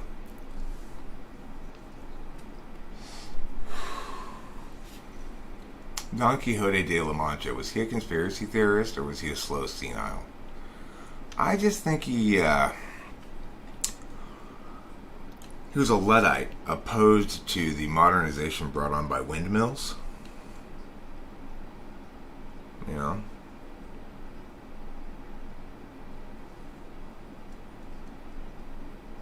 That's what I think. Ordina Media says me and Eric are besties. Really? We are? I didn't know. I'm so happy to finally have a bestie.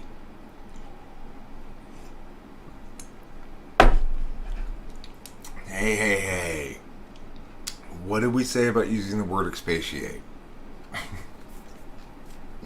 We're going to have anything expatiated already. If I have to Google it, let me see what that says. Does it mean like ignored or something? Retreated from, severed. Let's see. Severance and debate means like you. Okay, I'm no longer making that argument after you're committed to making that argument.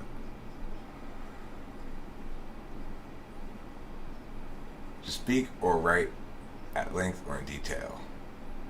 I think I've looked that up before. Maybe you used it before and I looked it up. I'm glad you used it again, so I'll remember it maybe. I'll remember it like I remember your mom's face from that night the other day.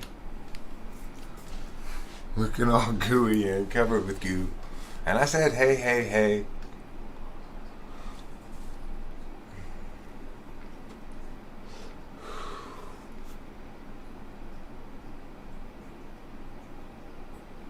Well, I mean, look, you can't blame me for testing some people a little bit. It's not even like...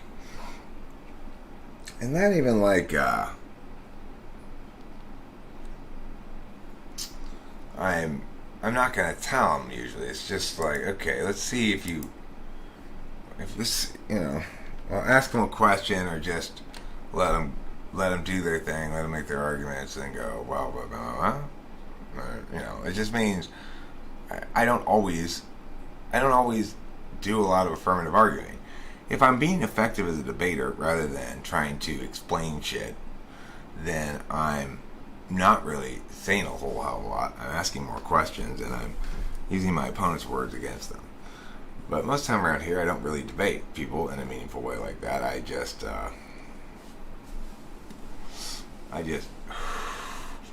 go back and forth saying no, which is cool. It's more purposeful that way because I'm trying to explain something usually.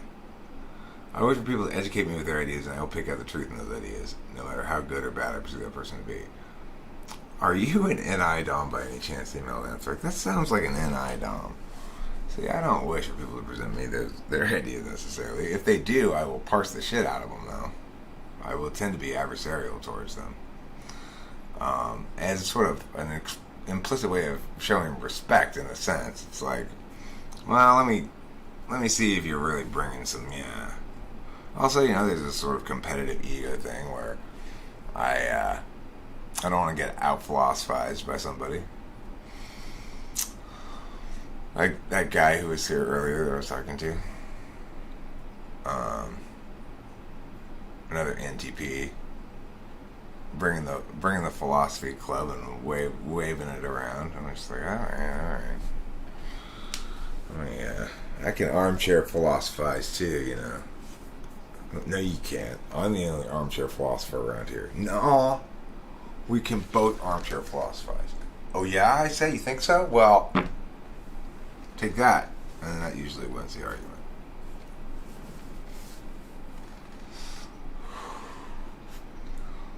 Winston's mom is a Rachel hater? I don't think Winston's mom is a Rachel hater.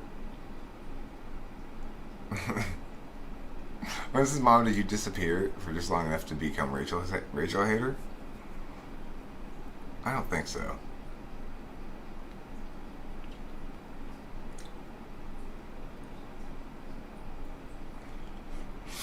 I had this 3-hour-long argument on whether a person meant something with the person who said the thing. Well, it was more like whether the meaning was implied in his words with regards to context, which was a fun and infuriating way to waste 3 hours.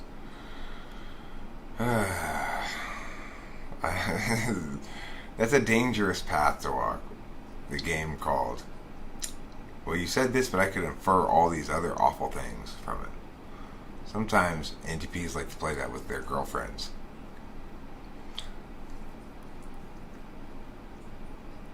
I'd be impressed too. She'd be really playing double agent here if she was pulling that one off.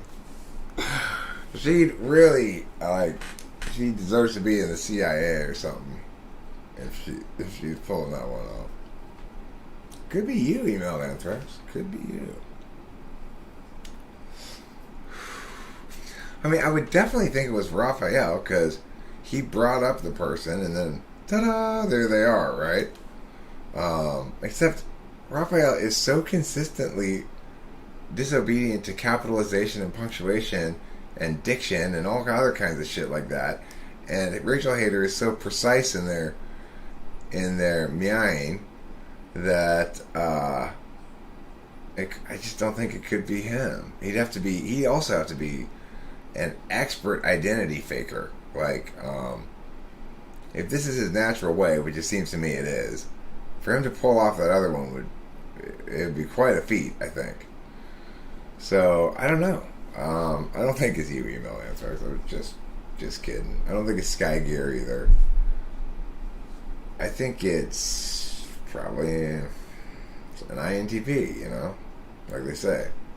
Probably an INTP who, at least to some extent, is legitimate about what they're saying, but or was at some point legitimate in what they thought they were saying, but the reality is there's not much legitimacy to it because it's like, I've been live streaming now for 2 hours and Rachel hasn't been in any of it, and I was live streaming last night for hours and Rachel wasn't in any of it, and I made multiple videos yesterday, and Rachel wasn't in any of them, and so it's like, what are you complaining about? How is Rachel bringing down the quality of the content? The reality is having the NI around is nice. It really does gradually, slowly sort of cause me to frame my life more meaningfully, purposefully. I feel like I finally have a clear vision with this write-in campaign plan where I make a little policy video that's short about a topic and put it up and encourage people to write in my name. And it's like the perfect way to really get this thing rolling meaningfully. My hope is if I make enough good policy prescription videos, that those will get people who might not normally see my videos to see those videos anyway, because people might Google those specific political topics, you know. So that's what I'm hopeful of anyway. I don't think it's spacey.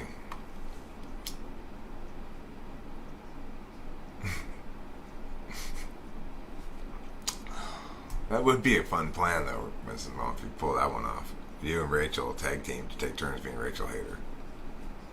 That would really be I mean, who would you be playing a joke on? Me, I guess. I don't know.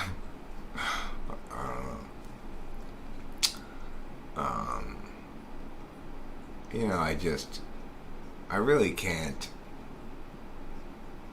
I just can't overstate how giddy I am, actually, to be with her.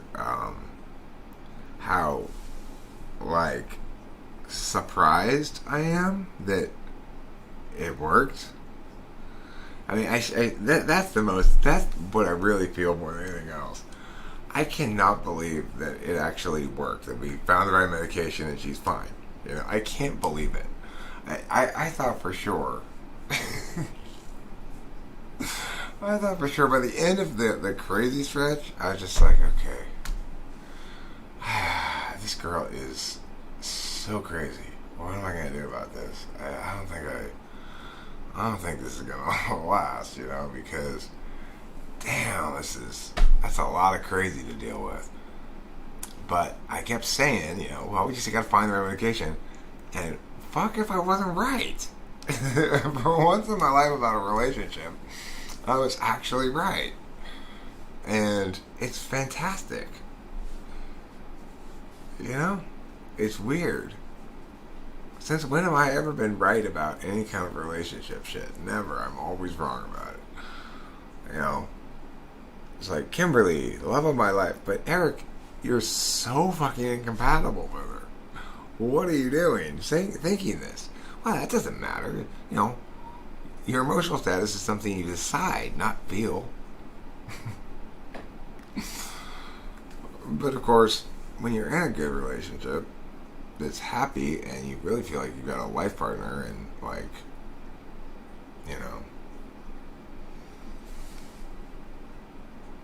it's just, and she's happy. She's so happy. I love how happy she is. I love how happy and well she is.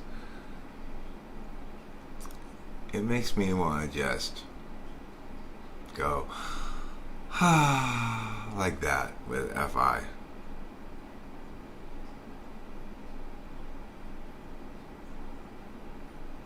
Oh, my kiddiness friend. So wonderful and good. And you really don't see how people are suspicious of this 360-degree relationships title turn? Suspicious why? Of what? I don't understand what you're saying. What are you suspicious of? I mean, like, what could you possibly feel suspicious of in this story? Like, what do you think I'm lying about?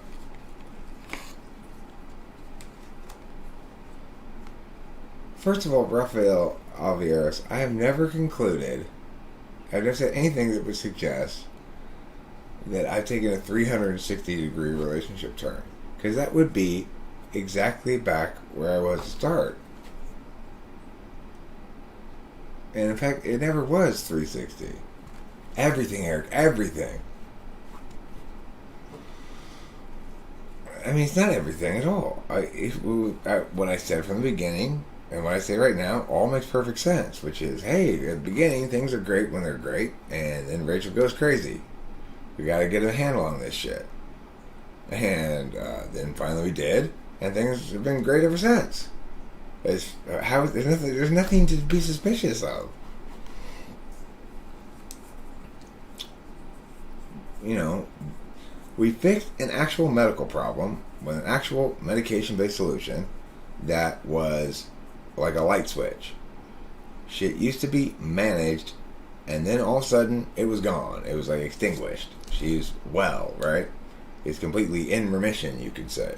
Now, granted, she's got to keep taking the medication for it to stay that way, but it's worked like a charm since the day she went on Prozac and combined with that other one plus that sleeping pill. And she's been just God's gift to Eric, you know, ever since. Well, I mean, like I said, Rachel Hader, that was months ago during one of the times when, you know, there was a stretch time, and like I was just saying, for a while there, I didn't think we were going to make it because she was going crazy too frequently. It remained true that in between those spells, she and I would, you know, be very compatible, get along really well, and stuff like that. And then she'd have another episode because, like I've said multiple times, we didn't have the medication right because she had been subjected to essentially medical malpractice for her time in New York by this horrible place that she was at. And when we hired a private psychiatrist, and he said, well, one thing that new research suggests that if you combine this drug and this other drug, Prozac, that it works wonders on bipolar mania, and it absolutely did. I mean, it was like I said, like a light switch. Prior to that drug combination, we were treating, and you know, with mixed success, a problem. After that drug combination, it was in remission, and she's well, mentally well and normal, and happy, healthy, and we don't have any problems. We have fewer problems than any couple I've ever met, and more compatibility. We're the most true compatible people I've ever seen.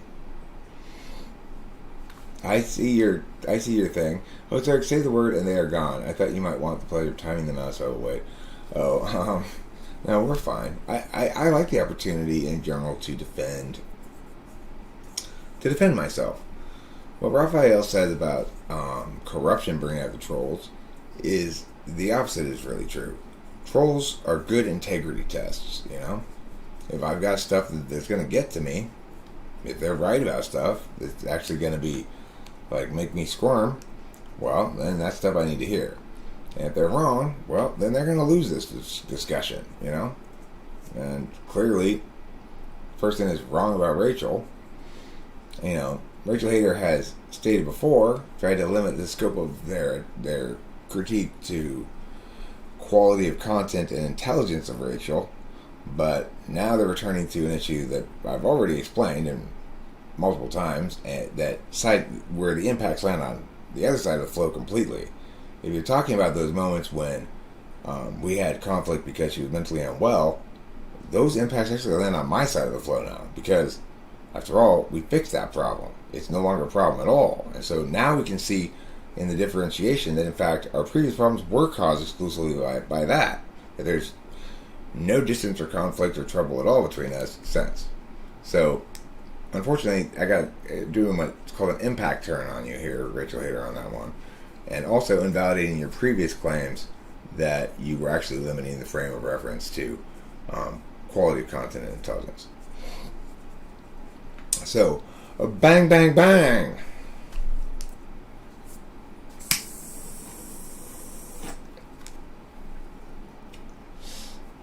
What is an impact turn? They say there's an impact that is basically, they're talking about she broke up with me for watching a movie without her, and they're saying this as a warrant impacts normally with she's not qualified to be a good girlfriend or something, but instead, that just plays into my existing explanation of why we don't really need to attribute any weight to those instances, because they were genuine, actual instances of a mental health problem, and were not indicative of her at all. That's what I mean by an impact turn. The impact turns against him or her and lands on the other side of the flow as helping the other side of the argument, you know.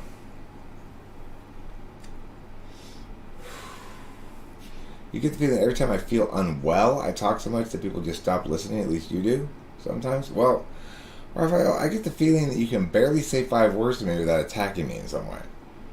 And that, you know, you very much want to negate whatever it is I'm saying.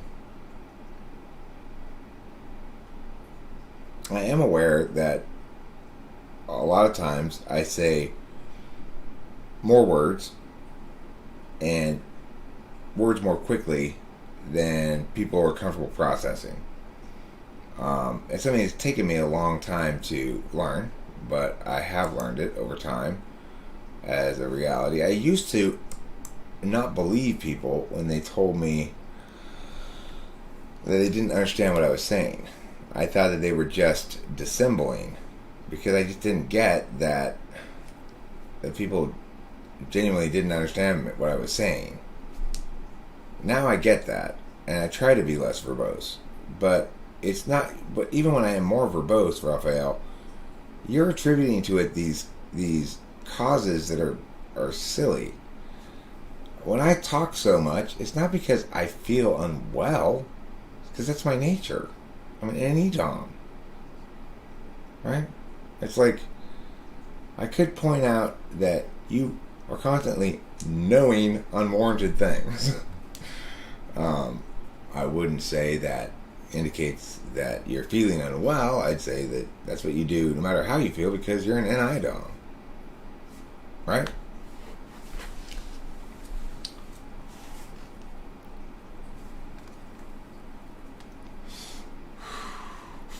No, it doesn't make your point untrue. Your point's unwarranted. So you haven't established it yet. But what I'm saying is, I'm saying, no, it's not true. But my negation of it isn't what makes it untrue. Your failure to establish it is what makes it untrue. Not necessarily. I mean, when I feel unwell, I typically go to my 4th function. Go to bed, you know. I mean, I do the hard thing, which is to say, I'm happy to face the attacks. I'm happy to face the critiques. I'm happy to face the challenges. I'm happy to face the adversarial discourse, and I respond appropriately. It's good training for me. There you go, kitty.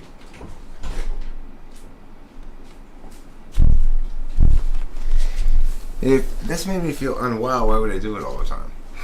You know, obviously it doesn't make me feel unwell.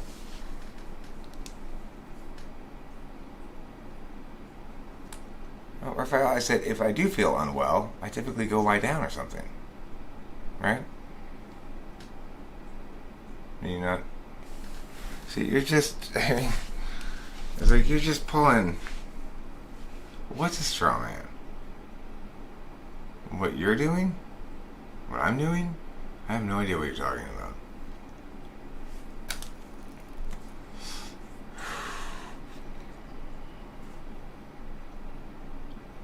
Right, well, you said, when we feel unwell, we go to our dominant function, right? I said, no, when I feel unwell, I typically go to my 4th. So if I'm feeling sick, I'm not going to make a live stream, I'm going to go to bed. Right? I'm not that easy to upset, really. I may be easy to make loud, but I'm not easy to upset, because it usually doesn't stick with me. Occasionally shit will stick with me. Like,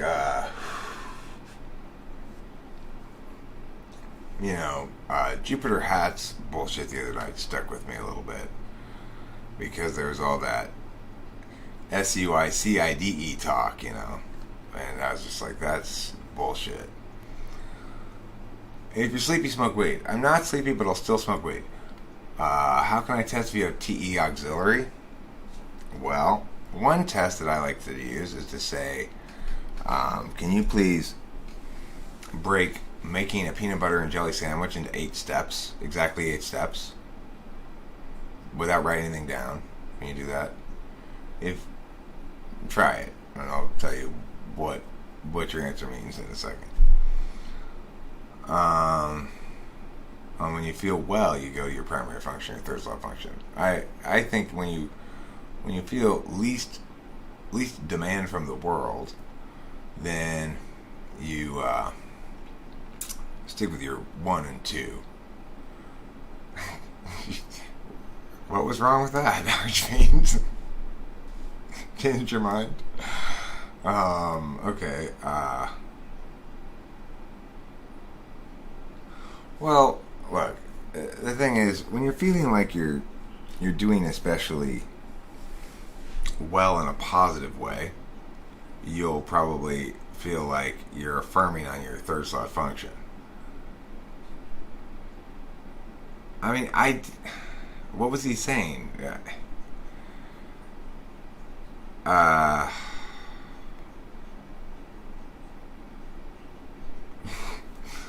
not sure, Running Fox. I may have been under policing. If I recall correctly, I was talking about other stuff and he was talking with somebody in the chat, and I was sort of half-assed paying attention. I didn't plead the fifth. I'm answering questions about it. I'm addressing it directly. I didn't plead the fifth and say, I don't have anything to say about it. I'm not answering any questions about that. That's pleading the fifth. I am not doing that. I'm addressing it directly. Pleading the fifth.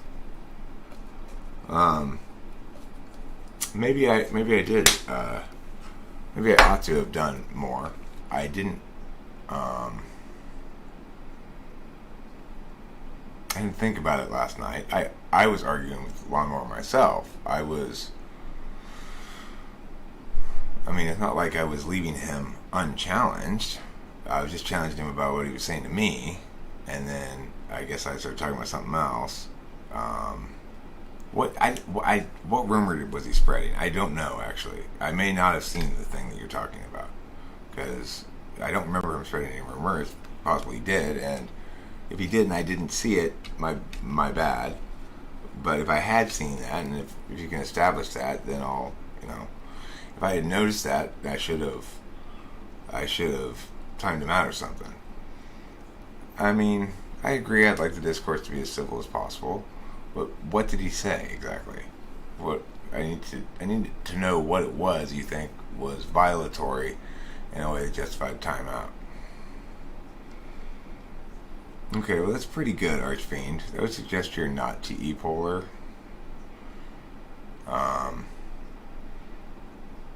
Another sort of general TE test is to, if you have good enough SI anyway, think back to times when you've had to move a chair across a room. How frequently will you pick up the chair, start carrying it across the room, then realize you need to move some shit out of the way? And if you do realize that, do you nevertheless try to lift it over your head and not move shit out of the way? Or do you put it down and move stuff out of the way? That's kind of a TE question.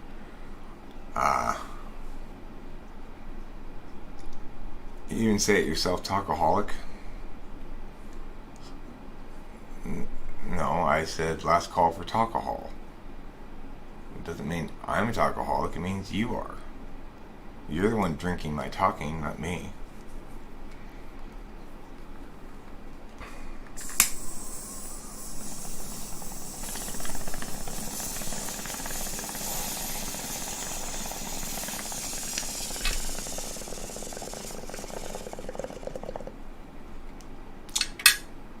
Look. You could say I'm a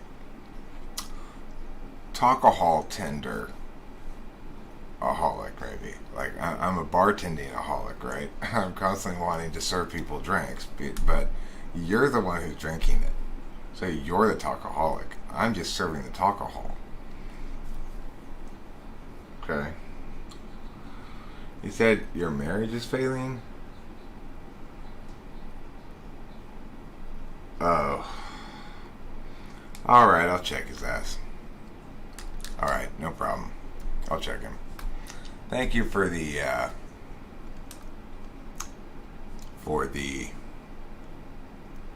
heads up.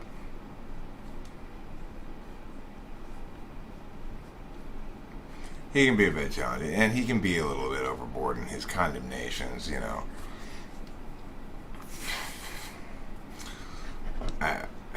It's unnecessary. Why all the judgmentalism and shit, you know? And certainly he's not justified in saying that kind of shit about your marriage and stuff. He doesn't have any data to back that up at all, so he's not saying anything he can defend is true or legitimate. So, fine, my bad. I should have done something. I guess that's part of being bipolar too, is it takes me a while to recognize when maybe what started off as a slap fight in the chat has produced an overall toxic atmosphere in the chat, which I don't want to have happen, and I'm a lot less sensitive to that maybe than some other people, so for those of you who are FI users, I do appreciate the heads up. Lawnmower. Archfiend. LM is lawnmower. He's kind of like a hardcore Christian, I guess you'd say, but see, he's more than just a Christian. He's got that whole traditionalist frame of reference going on, you know. Raphael, you are too an FI user. You are FI third. You're not an FE user. You're just not FI in the dominant slot or second slot, but you're still a FI user.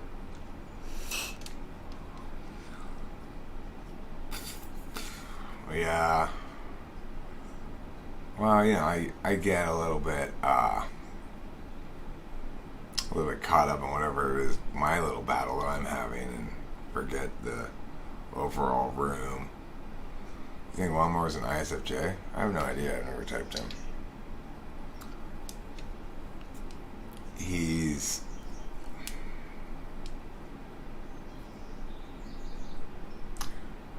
There's, you know, that kind of embrace of traditionalism, I think, often links to males feeling threatened by the current reproductive environment.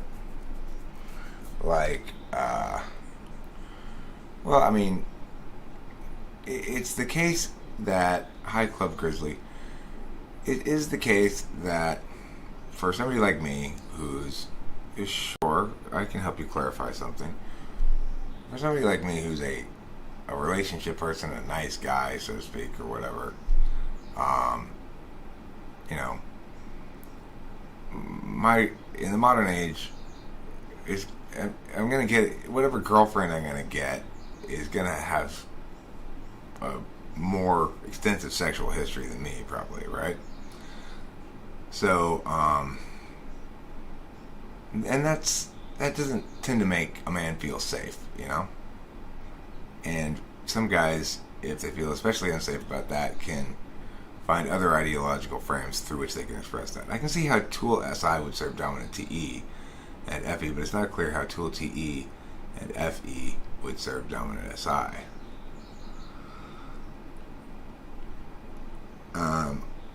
Well,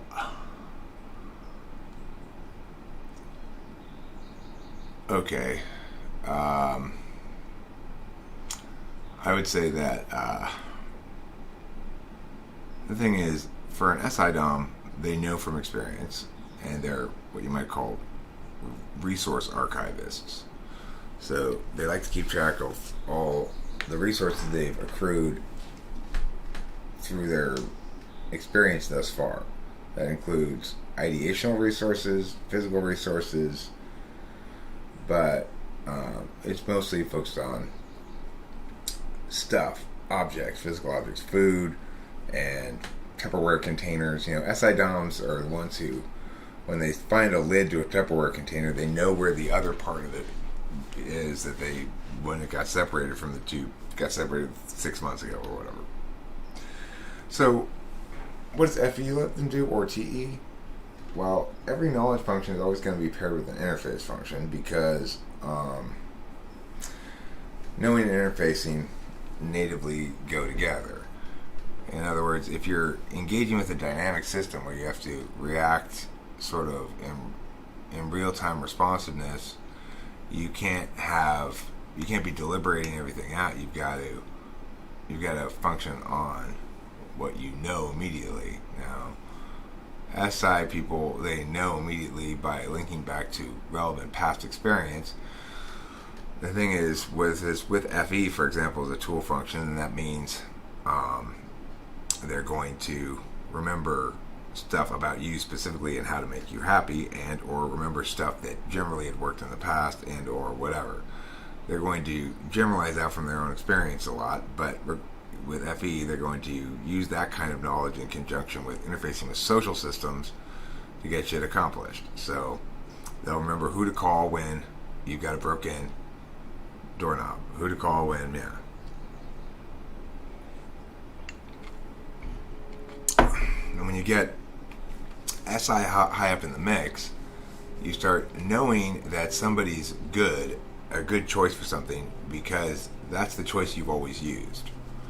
My dad, was telling me the other day, he's got SI tool, but he was all, because our tax guy's great, and then he articulated the reasons why, which were all because we got him a long time ago, we got him from grandma, we know him well, and he knows us well. Those were his reasons, Oh, I see. Email and text. I'm not on Reddit anymore. I'm purging my social media in a mood. I'm sorry to hear that, Running Fox. I know social media can be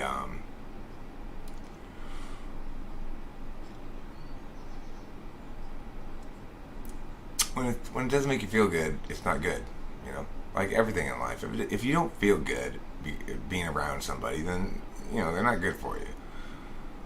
Final times, Kurt Cobain, INFJ or INFP? INFJ. I've said it many times. That is, how would the mechanism play out in thinking of an SI dominant user? I mean, it's just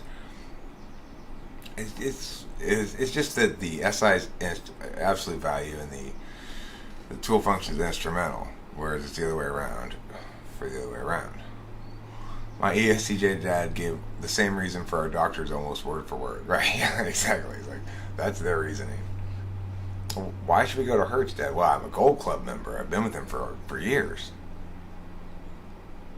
Okay. And that's why we should go to Hertz? Well, they know us. We're Gold Club members. They don't know you. There's a lot of Gold Club members, okay? He's probably like Platinum Club members or something. He loves those things. That must be who those people market that shit to.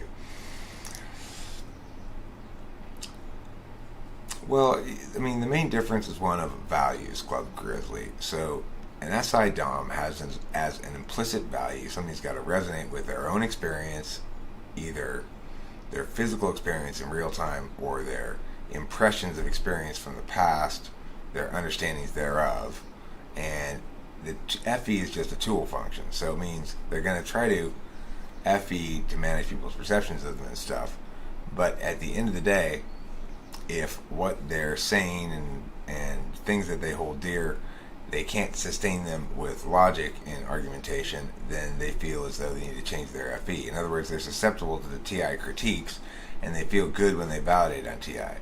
When they win because they're right instead of because they're nice, that's when third slot TI is really validated. And if they win because they're nice, but not because they're right, then they're not going to feel satisfied by that ultimately. It's going to be like, okay, well, the FE's going to have to go out of the way of here for a bit so I can make sure about it on the TI. So that's the main difference to think about in terms of slots, is how they're valued differently. If you have FE dumb, then FE is the absolute value or the implicit value.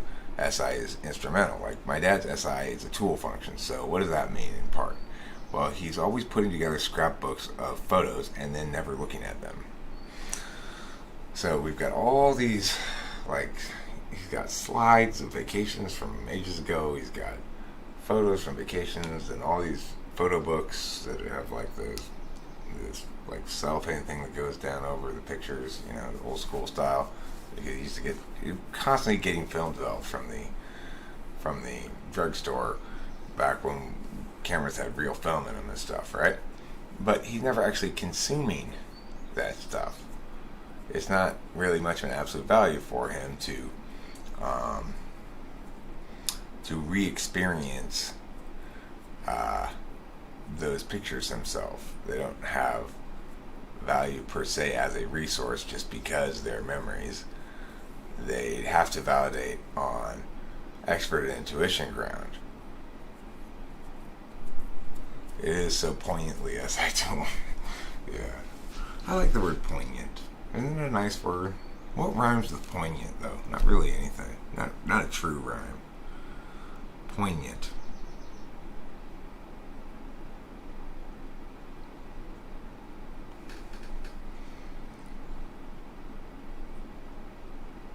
Poignant. Oignon.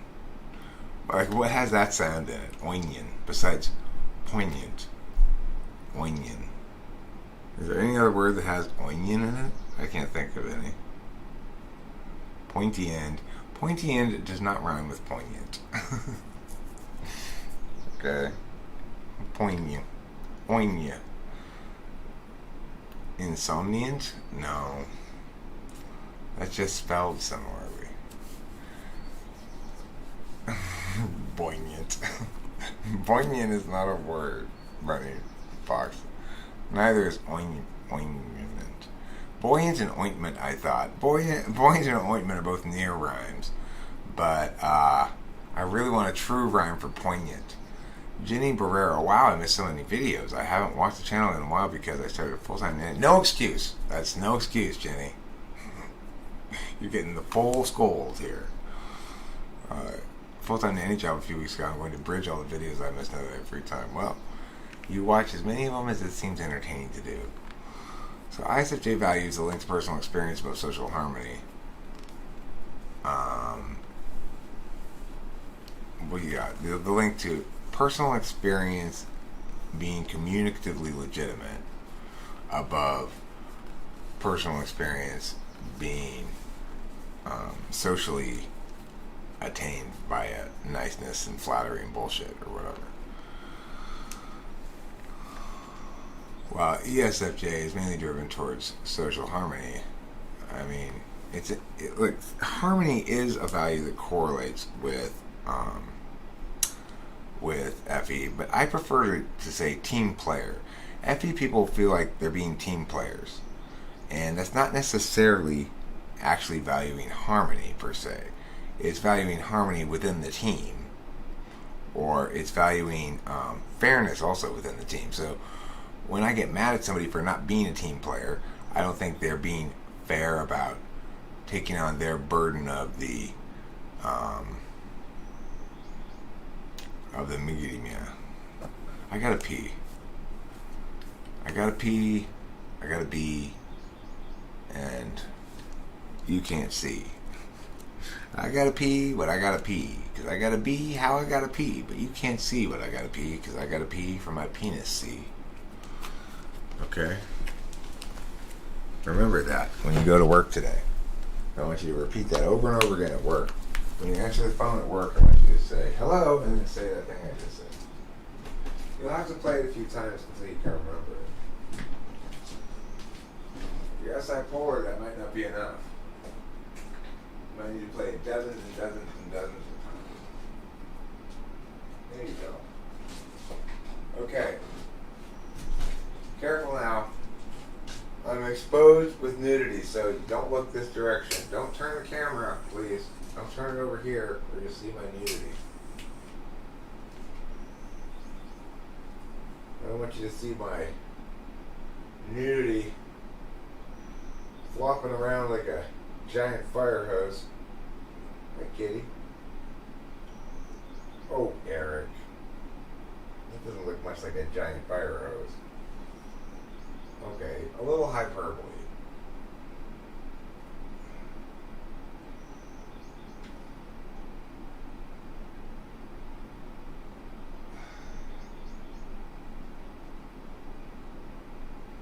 No, yes it does. How do you know? Have you ever even seen a giant fire hose? Well, I've seen a regular sized fire hose.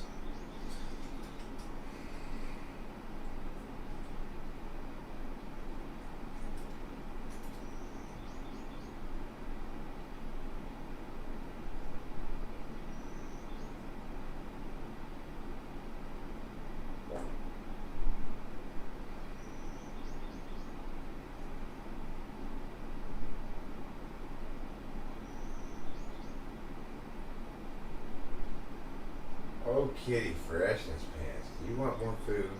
Did you finish all of your food?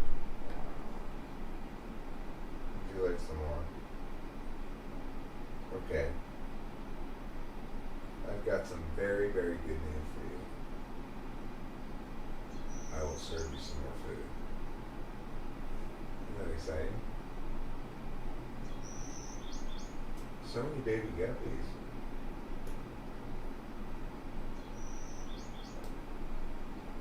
What are we gonna do with all these baby guppies? Start a guppy farm? Huh? My kitty and his friend. Oh, my beautiful kitty and his friend. What a wonderful kitty Christmas party you have in your head. And yes, baby cares for his heart. It's true. We're not lying this time. No, we're not.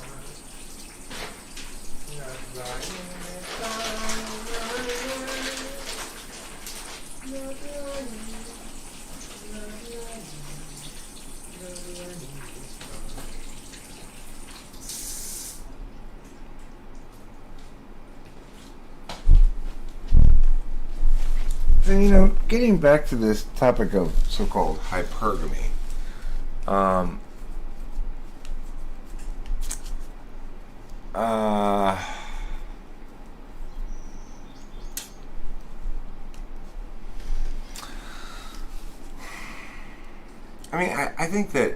I don't think that anybody really likes or feels good about the contemporary dynamics of the sexual and relationship marketplace.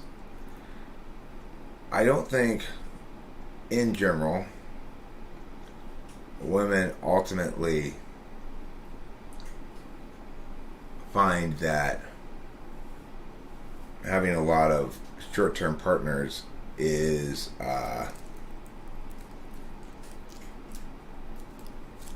consistent with a happier life. And I think probably a lot of women find that,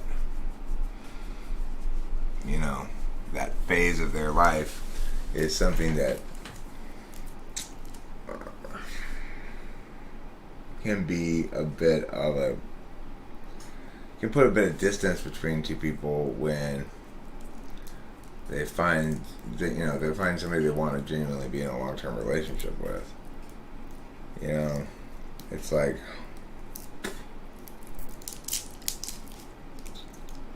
it's odd because both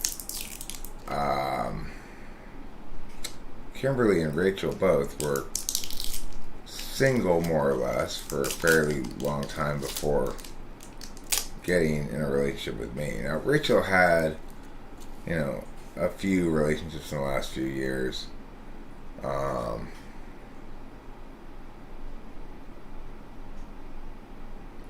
But Kimberly had been single for quite some time. I've also read that Archfiend, but the thing is, I don't get the sense, especially from Rachel, that she found that that she found dating the contemporary culture of sort of this promotion of non-possessiveness as a virtue. I don't think she found it particularly gratifying. I don't think she found it satisfying. I think she,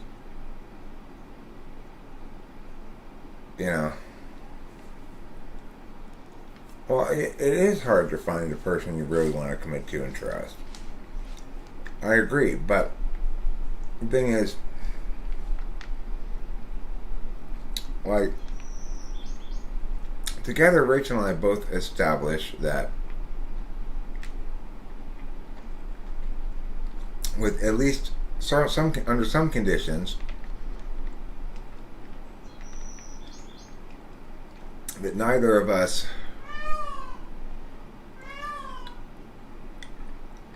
that we're both very fit for a relationship,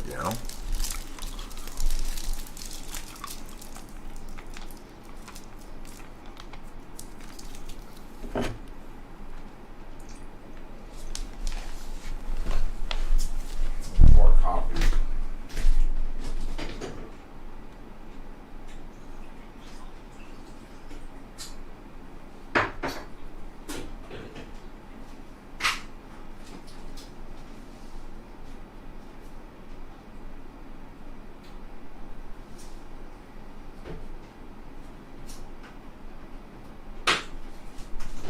But, on balance,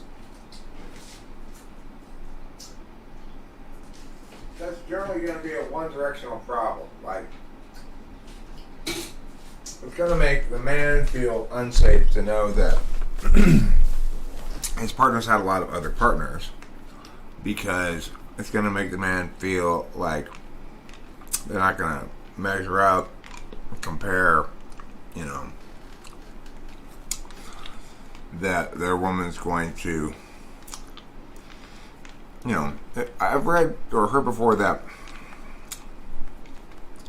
people are jealous or worried on one of two fronts, and usually not both, and usually not neither. And the two fronts are sexual and emotional. Some people are really worried about some other person having a deeper emotional connection to you than you do, and some people are worried about, the other person being a better sexual partner than you are.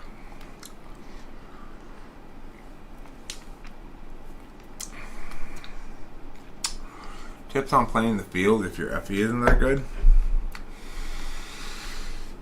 I mean, I could give you tips on how to get chicks. Basic stuff that I tried a couple of basic techniques that were TE things that worked. Like, speak more slowly, ask more questions, speak in a lower register, be calm, basic stuff. When in doubt, ask a question, Give her time to talk. Ideally, if you've played it right, she's found herself, I can't believe I've talked about myself this whole time. And at the end of the conversation, and you've been such a good listener, you made her feel safe and blah, blah, blah. And then,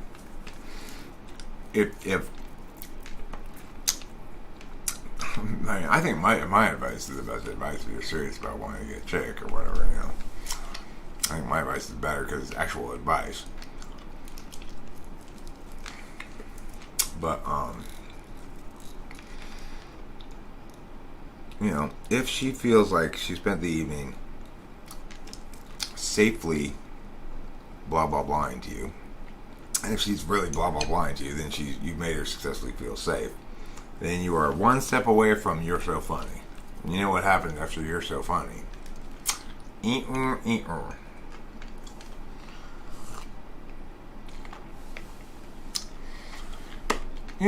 have no idea if there's a linkage between love language and type.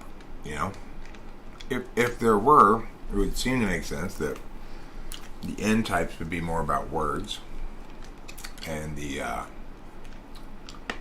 guess the E types would be more about gifts, and the FI type would be more about quality time, and the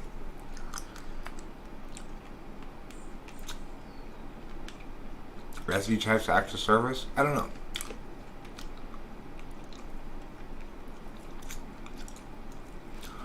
My new rule is to withhold judgment when meeting people until at least 2 or 3 meetings for its impression can be misleading.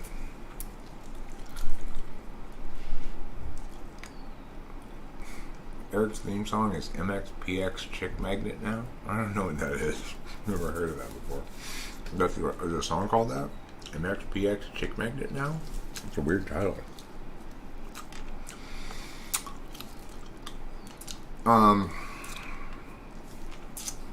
Well, once I get into a relationship, I may be a chick magnet, but it's always the opposite pole of the chicks who are around. Except for the one I'm with, That means it's repelling them, you see. That's how magnets work.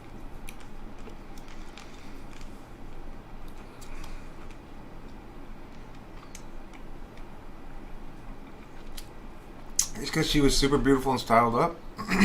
That's the one who's, like, totally hit-onable.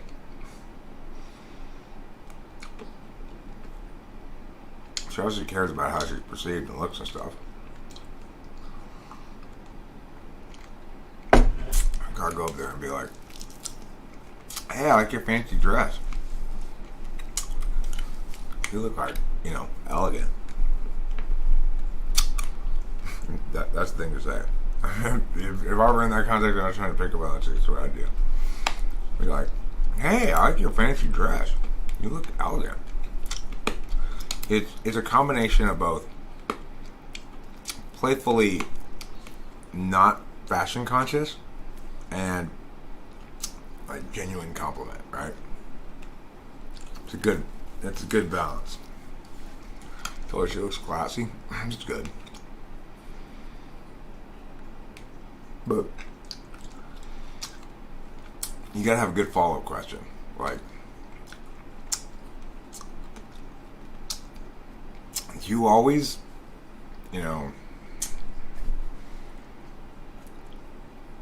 you always make a splash like this?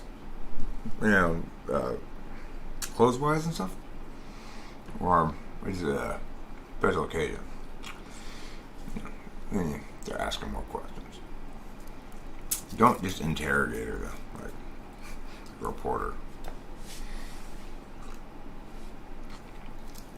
You want to share a little closed-end thing of your own. Like, yeah, boy, ain't that the truth. Here's an example for me. Now back to you. Question. Like that.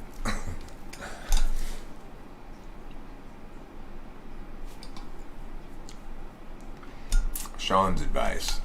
Love language is probably more related to enneagram than cognitive functions. Maybe. It does seem to me that it would make sense that intuitives were more likely to have words of affirmation than non-intuitives. That would seem to make sense to me, but I could be wrong about that. Literally never thought about it before. Yeah, you can't be a reporter, but you also don't want to be. You don't want to make her a reporter either, at all. You definitely don't want to do that. So, I don't know. I find I talk too much sometimes to Rachel. Explain too much. Pour a lot of words on her. But she's very tolerant of me. I really think she loves me, for reals, I feel like her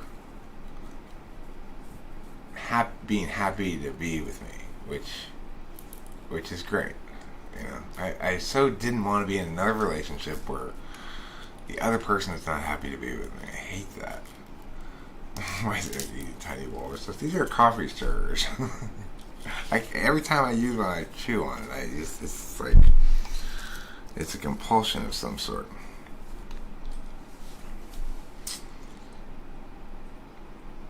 Nah, you definitely want to ask her a ton of questions and greater answers at the end. Got to give her a letter grade. That would be a neat trick at the end of a fun meal. You know, when she at some point she went to the bathroom, he filled it out real quick, or he had it prepared ahead of time. She go, and you get through your respective cars. I see you're in 2 cars, so you're not going home together. You know,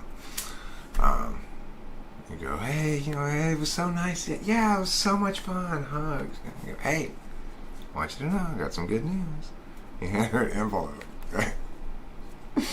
And then you just get in your car over, and she opens it up. It says, like, conversation A, looks A+, sense of humor A-. Yeah, leave her with a report card. Then you call her up here the next day and be like, so I bet I know what's on your fridge. That's a 4.0, sweetie.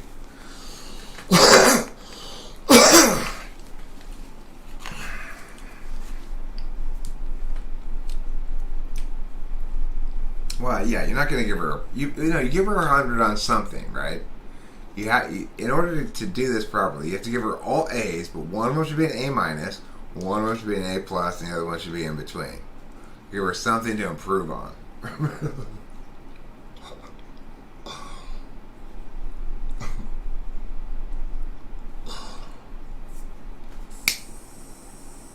Yeah, exactly.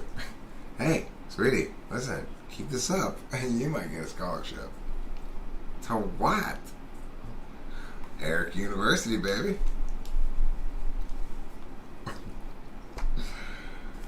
I do believe you made the track team. The track team? What's that a metaphor for? Something sexual. I don't know.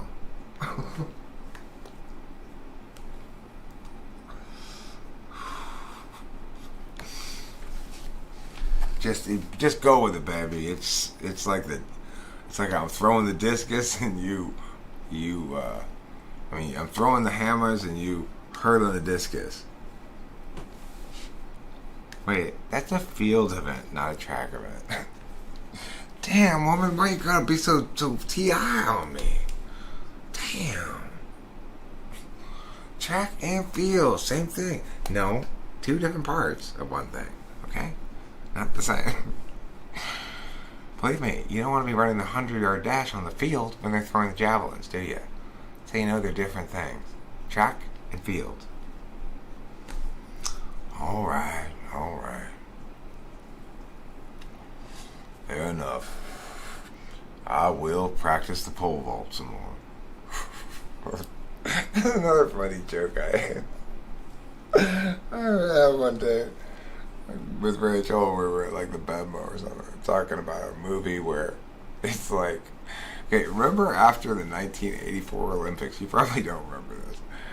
Maybe it was after the 88 Olympics or something. There was this male gymnast who,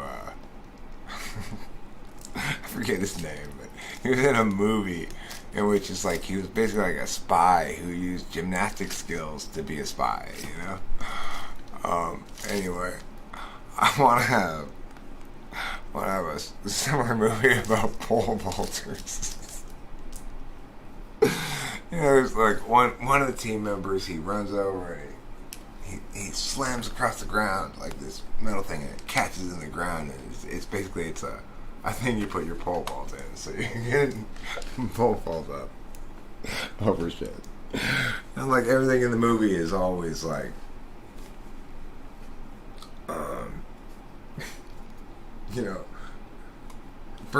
they're going over this series of like walls and obstacles with their pole vaulting, and then the big moment of the film is like, but Bobby, that wall's got to be 17 foot 6 inches tall. You've never vaulted over 17.4.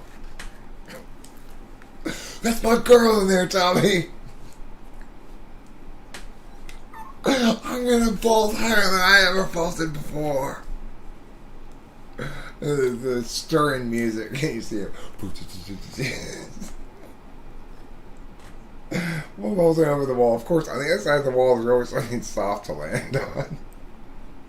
They have like landing cactuses. They jump over the wall. There's always a higher up ledge on the other side that they can easily land on. Just conveniently, you know.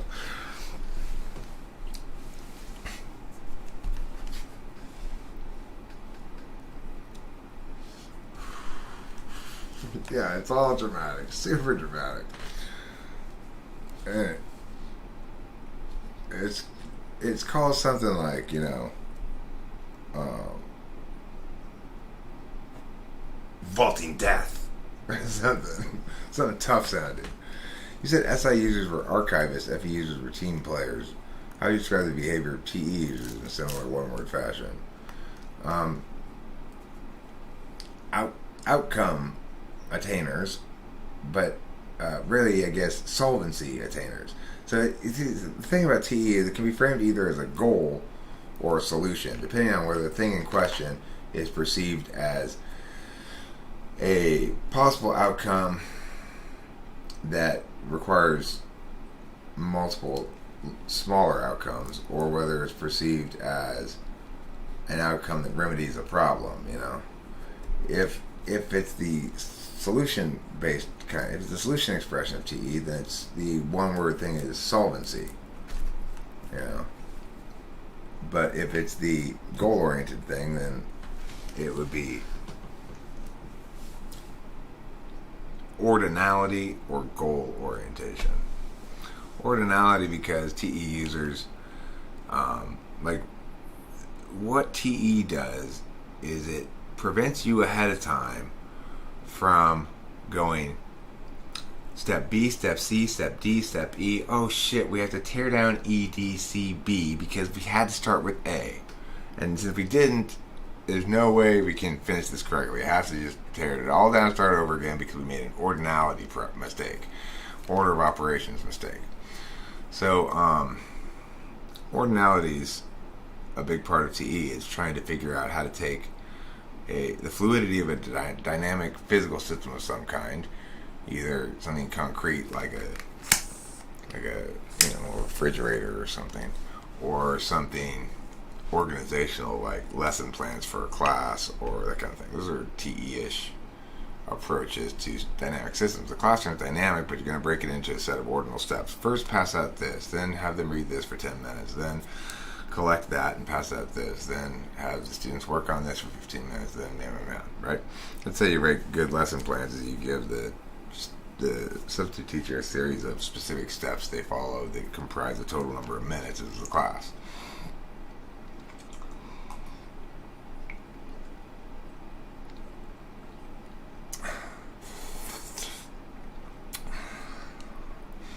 Okay, so Club Grizzly, you said that SI users were archivists, FI users were team players. Raphael is FE Polar, and he says, "Well, I got kicked out of work because I couldn't work on a team." Well, I mean, that's there you go, you know.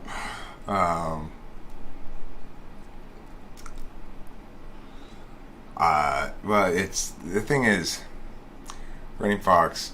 Making good lesson plans for substitute teachers is hard at first. The reason I'm very deft at it is because it was my job to make all the curriculum, all lesson plans for all the teachers, not just substitute teachers, but for the whole class curricula, for all the classes in the debate school that I used to be the director of. So I got very accustomed to that kind of TE, and you know, it's like I expected work to expect TE of me. It was boring, but I forced myself to do it, and you know, that's the problem with that job. Ultimately, the director job, it became more TE than TINE anymore.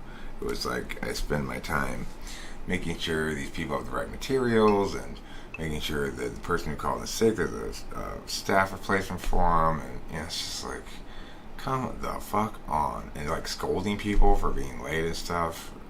I remember this day, this young woman had been late like a couple of weeks in a row, so I said, "Okay, you gotta come in here." I'm like, "So, what's going on?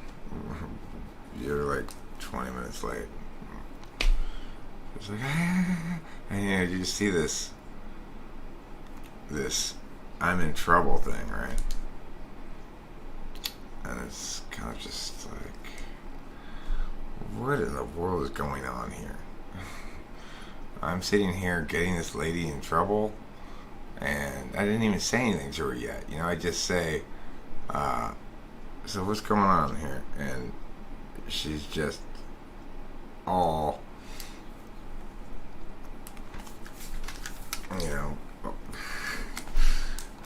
man, how did this happen? I still think that sort of stuff a lot, but especially then when I was a boss with a big organization. I mean, it's like, how the fuck did this happen? That I'm talking to this grown woman, and she's all scared of me and thinks she's in trouble, which she is kind of, but it's like you're not in trouble. It's just, do you want the job or not? I can find somebody else to teach these dumb classes. It's not like it's a debate team. It's some preparatory class that we don't really need so that we can make more money.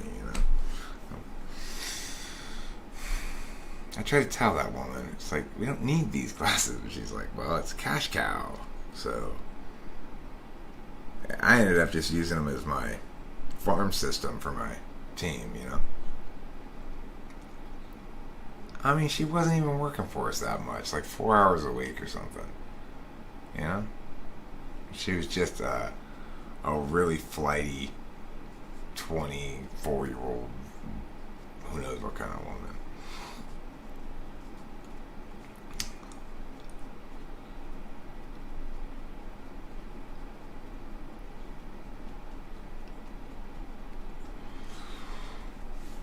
Yeah, I mean, the thing is, that particular business, there were lots of people who just worked for us on, 1 or 2 days a week, on the weekends usually when most of our classes were. I was a full-time employee, but most of our teachers weren't. And most of them, it was supplementary income to other teaching jobs or something like that, But this woman, I'm not sure what her deal was. I don't remember. It didn't matter to me very much. It mattered to her, but I think she ended up not showing up a couple weeks later, and we had to fire her. Time for a question regarding intertype title synonyms beyond dual, supervisor, supervised. Title synonyms. Well, keeping in mind that for duality at least, I think it's expressed better when perceivers have the same N or S, but when judgers don't. But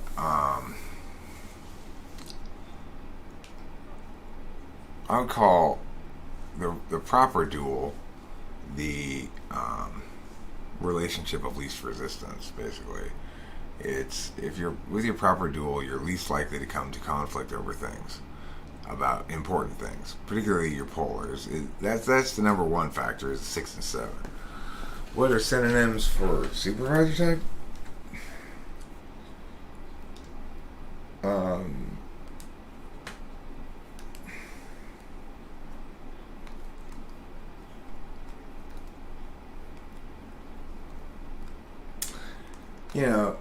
I don't know. I think supervisor type is like,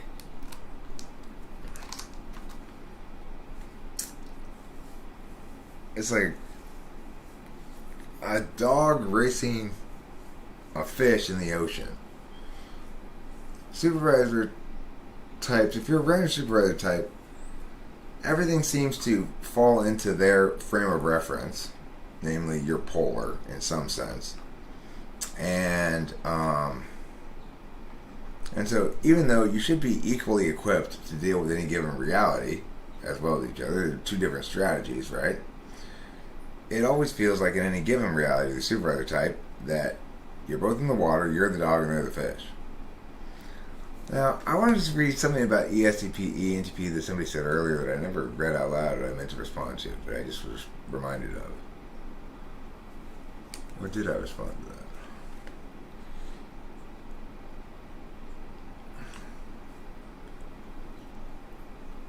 Maybe I did respond to it, I don't know. Oh, it said something about ENTPs and ESTPs both being good with chicks or something. I don't think ENTPs are necessarily at all. ENTPs are very sensitive about FI and FE, which means it's very easy for an ENTP to feel embarrassed, awkward, cringy, and it's also very difficult for an ENTP to engage in genuine FI with another person. Why can't people just take a second and think about that? Maybe their little servant has a good point. Instead of brushing off disobedience, I serve with my mind, right? Who's saying that?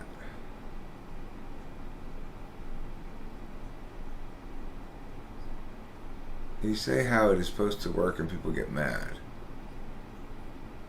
I never felt supervised. Is this an indication that my supervisor is a rare type? Could be.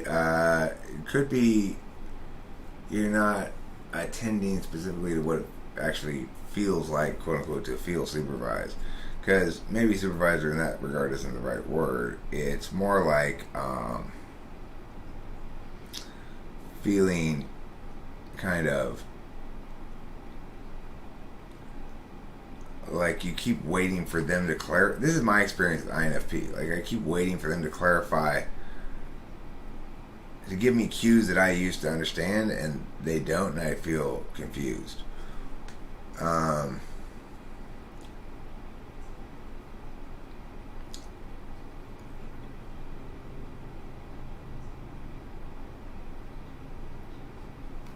Well, I mean, not everybody has a bunch of work politics.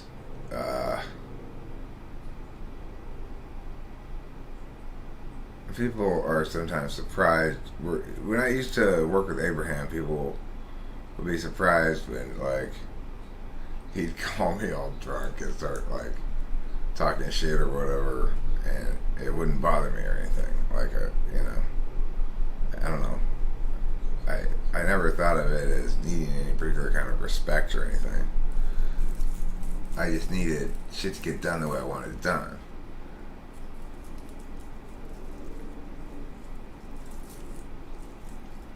My uncle's an ISFP. We argue all the time. My words go over his head and they don't impact him, while his words drive me up the damn wall with their absurdity sometimes. Well, Sir J, I would suggest perhaps that your ISFP uncle probably will run out of words to drive you up the wall with in fairly short order. But your words will never really impact him too much unless he seeks them out, and then it'll be after he's mused about them with his feelings for a while. ISFPs fill up on words quickly. When I type them after 40 minutes, I'm like, okay, that's enough words there.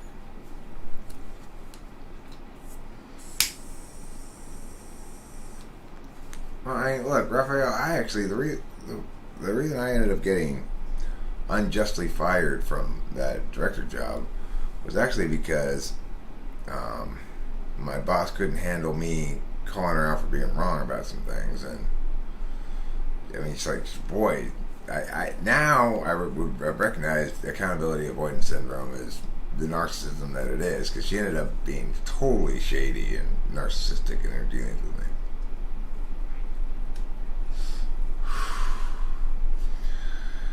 Yeah, probably, Raphael, you're a bit of a pain in the butt. But, I would have no problem working with you if you brought unique abilities to solve problems and stuff, I believe in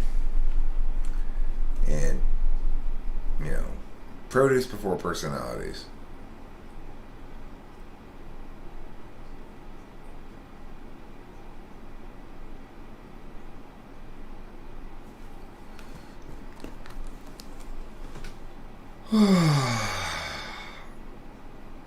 Oh, Raphael's got to be an INTJ. He has to be. There's no other location for his FE could possibly be in than 7th. And he's no ISTJ, so there you go.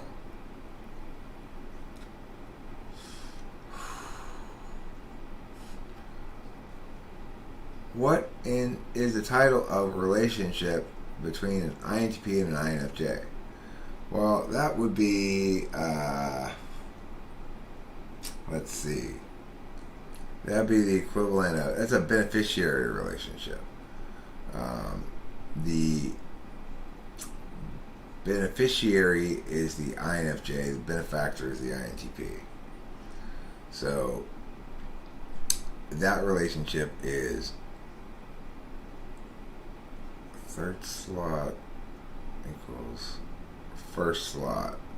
INFJ's third slot is INTP's first slot, and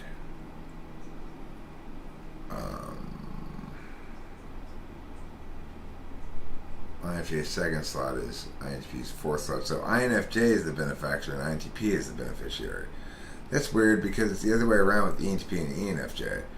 ENTP is the benefactor, ENFJ is the beneficiary, so you'd think it would be the same thing in that direction, but it's not. It seems to be the other way around. So how can beneficiaries work to not exhaust their benefactors? I actually don't find that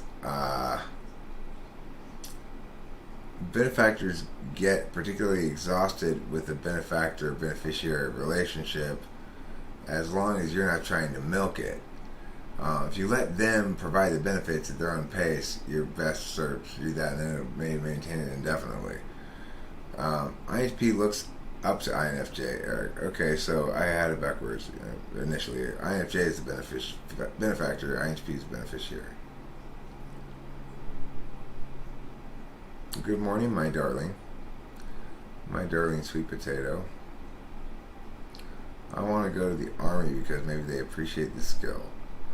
Ooh, Army expects a lot of, like, yes sir, no sir. I don't know if you're going to be fond of that in particular.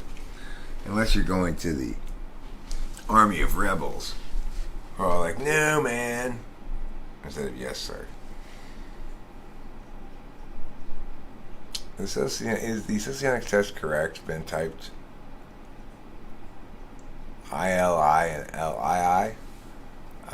There's no such thing as a subtype TE of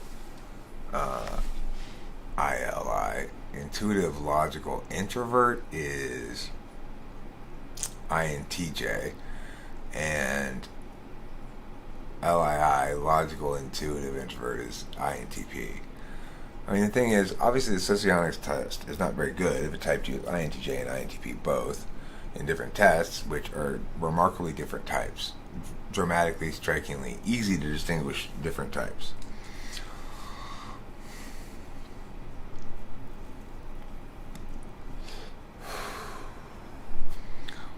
Well, the important thing, Raphael, is that you stay true to your robust utility frame. You start as an officer because you have a good enough education. Maybe I'll go be an officer in the German military. Hi, Octavio Silva. Rachel's up. That's one thing that's up. Yeah, I was about to wrap it up, but then some new people just showed up, and all of a sudden I start, chatting. I finished Rachel's burrito last night, and I'm drinking coffee.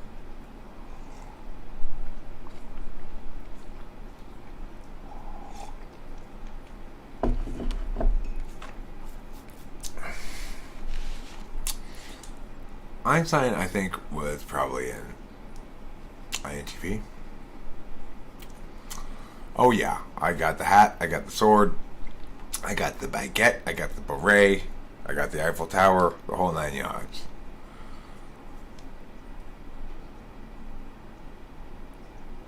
The whole 9 yards.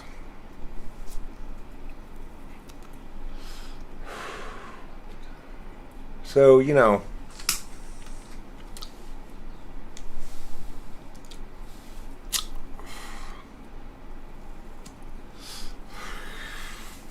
I'm not sure if I really need another bong rip at the moment, but there's a reason they call me hero. Alright? It's because of my heroicness. I'm not one to run from a fight. I'm not one to back down from a bold and oppressive bong rip like this. Yeah, I'm thinking of Rachel. I was thinking about Rachel earlier too when we were talking about boobs. Alright, hero time. Everybody watch out. watch out. I'm going to transubstantiate this. I'm going to be heroic. I'm going to heroically transubstantiate this to all of the viewers out there. Thank you. It does look nice. A little bit of natural lighting, also some artificial lighting. I got a full mix here. I hereby transubstantiate this bone rib. 80% of it's going to Sean Ryan Barron, but the other 20% is getting split amongst all of you.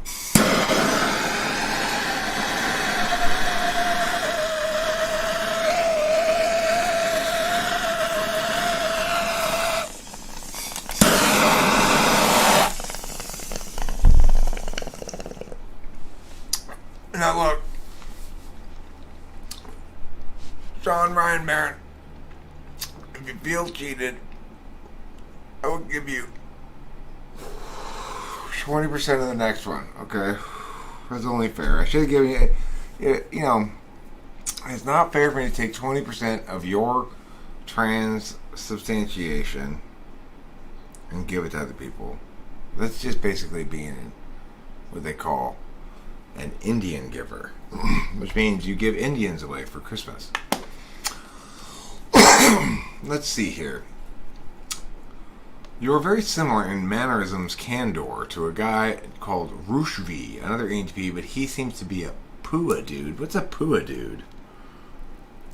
I have no idea what a Pua dude is. Well, thanks, Octavia Silva. I think I kind of have an unnecessarily large nose, but I appreciate your approval of it. That's a lot of words for boobs. Boobs, as they're sometimes called. There's much debate about correct types of some people, such as, what's the use of personality types so you can't type them correctly? I can type them correctly. That's the point, said George Morris. It is true that there's not consensus about their type, but that doesn't mean that it's useless because I can't type them correctly. It means it's muddied because other people are spreading misinformation and doing things wrong. Eric, do you think you could stick a Lego up your nose and forget about it until 2 years later when you sneeze it out over your McDonald's dinner? No.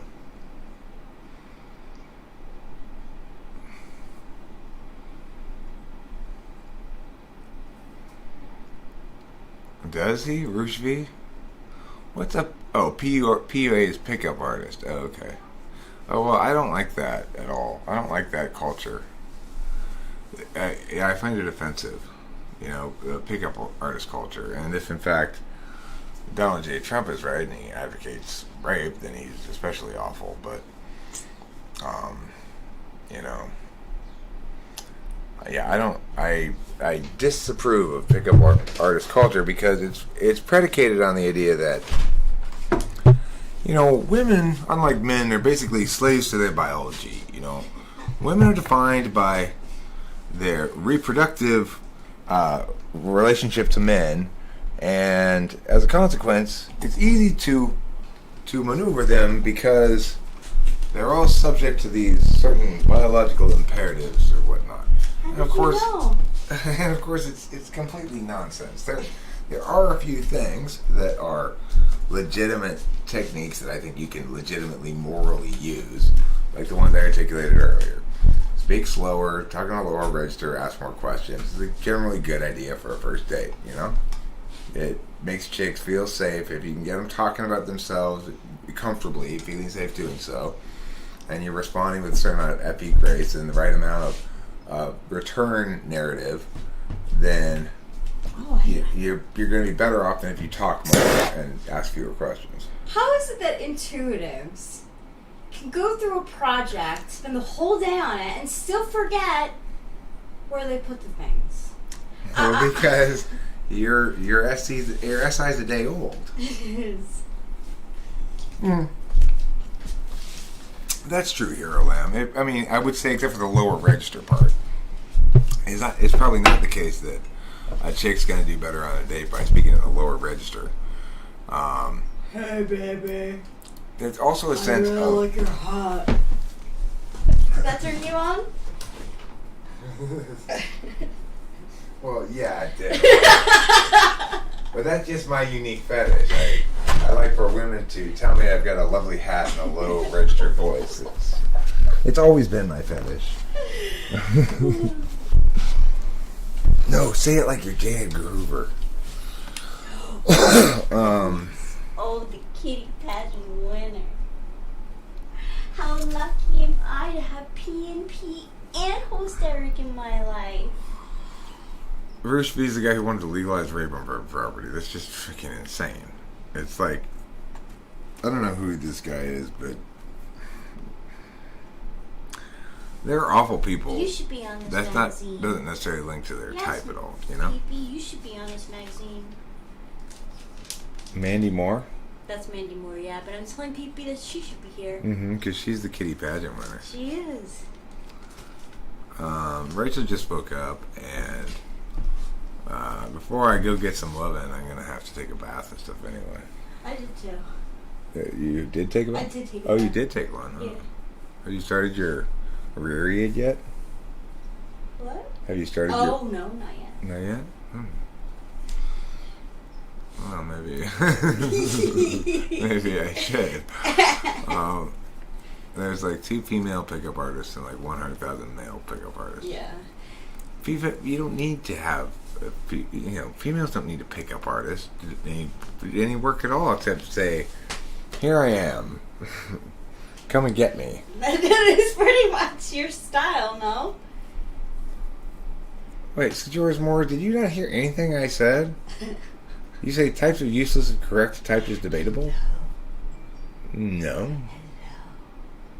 There's lots of different ways in which one might use one's understanding of cognitive functions. It's absolutely not useless. And, Yes. anything's debatable by wrong people. Yeah. Is it useless to assume we have a round earth because it's debatable and people argue we have a flat earth? I mean, just because people argue stupid shit doesn't say it helps anything about the thing they're saying stupid shit about. If you do something wrong, it's not going to be very useful. If a lot of people misunderstand something that requires a more nuanced understanding that they're either not capable of or haven't encountered yet or aren't interested in or whatever, then a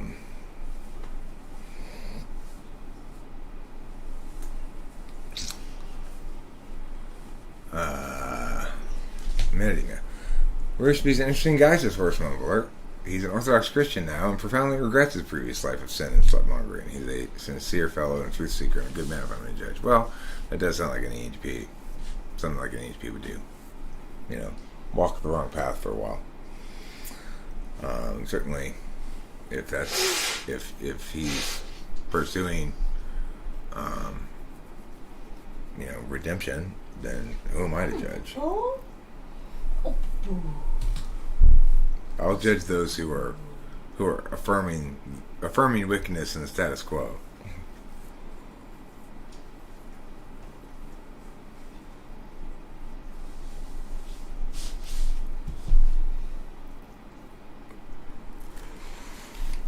Right. I mean, the thing is, most people who attempt to use quantum mechanics to explain something will do it wrong because they won't use any math, right? They just use concepts and stuff. Like me, too. If I'm meaning, but see, I limit the kind of things I would ever dare to warrant with those kind of things. So that's why it's not a problem for me. But with other people, they'll warrant shit with a bunch of quantum woo, right? It doesn't invalidate the work of actual quantum scientists who use the actual math of actual quantum mechanics to solve actual problems and do experiments and prove hypotheses and so forth, right? Just because 90% of people who try to establish shit with quantum ideas don't do anything except bullshit doesn't mean that the whole idea doesn't mean that there isn't actually legitimate quantum physics. There is. It's just 99% of people who talk about it aren't talking about that. Now, it's not quite so bad in typology because the truth has, at least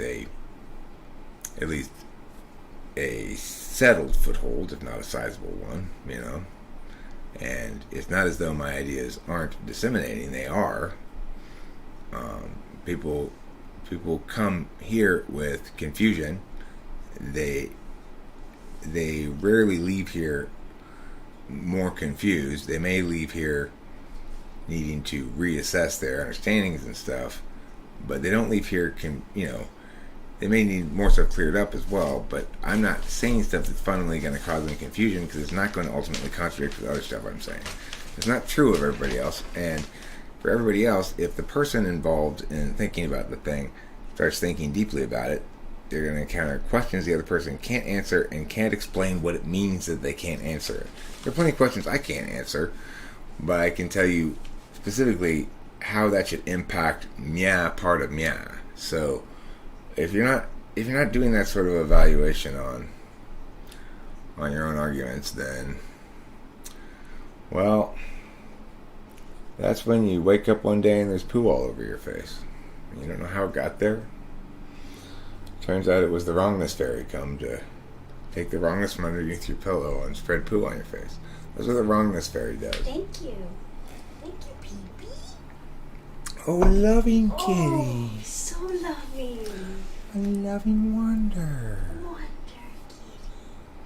kitty. Kitty's winning kitty pageants and winning a loving contest of loving wonder. Oh, doesn't everyone love that F5 face?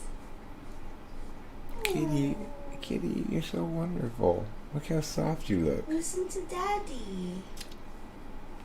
Oh, the bee. Oh, so righteous, just and true. Oh, so noble and magnificent. What a glorious kitty friend.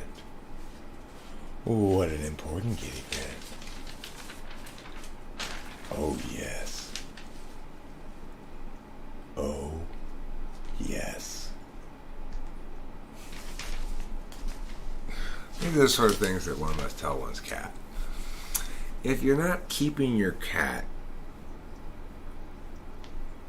Okay, well, Raphael, you're probably better at math stuff than most people. Okay? Probably better at it than me, too. You're probably smarter than me, in that sense. It's like... Quantum mechanics and stuff like that, the math behind that stuff is about the boundary of my IQ. It's like, I don't have the kind of intense processing skills that are helpful in mastering those complex math languages. One of the reasons why I know there's plenty of people out there who are smarter than me in a raw sense, because whenever I look into the math, I get bogged down in very short order by a bunch of symbols I don't understand and a bunch of, it's just like, okay, this is going to take too much back work. Essentially, if I were going to try to learn something like that, I'd want to learn it the way Sky Gears is saying to you. It's like, okay, let me talk to somebody who's a serious expert in quantum physics, and I'll try asking questions to try to understand what's really happening there, blah blah blah blah. I mean, I think I understand the concept of collapsing from superposition and stuff conceptually fine, but I don't know what it means mathematically, or what it means to represent it mathematically even. Like, how does that clarify for us what, or something like that? I would have no idea how to utilize, for example, a quantum computer. There's lots of limits to my understanding of it that are kind of limits in my willingness or ability to dig down into a node and parse it all the way out by being super smart. I'm not, basically, that's for introverted thinking, like introverted types with TI or TE up top somewhere. I mean, I think the two smartest types are INTJs and INTPs in general. If you're talking about IQ. Yeah. But I don't have to put a lot of weight on IQ, so.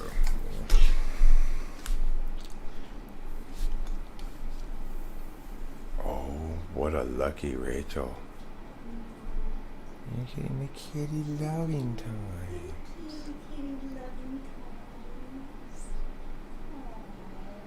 Right. So, cherished is it?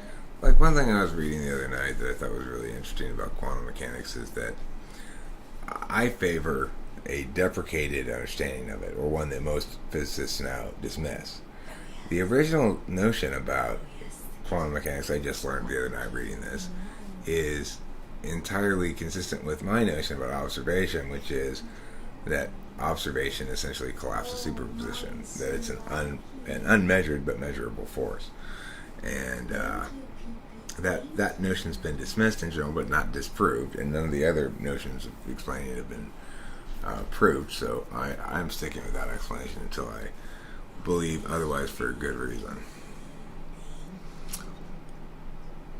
Are there relationship titles beyond benefactor, supervisor, dual? Yeah, there's also like mirage. That's what Rachel and I are according to socionics, but my position on that is the actual mirage would be ISFJ, and it's INFJ that's the ENTP's dual, because I think they got it backwards in socionics on the for the perceivers. And the reason is because if you look at the duals for judges, say INTP, ESFJ, you'll see they're both metaphysical types in the first slot.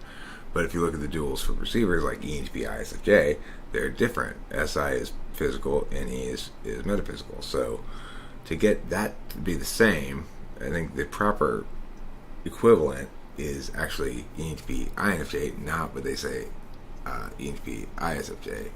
In other words, they're focusing on the wrong element of the thing that makes duality work in judgers, and thinking that that's the thing that they should apply to perceivers, but it's another element. I have to pee and also poo. I'll go inside.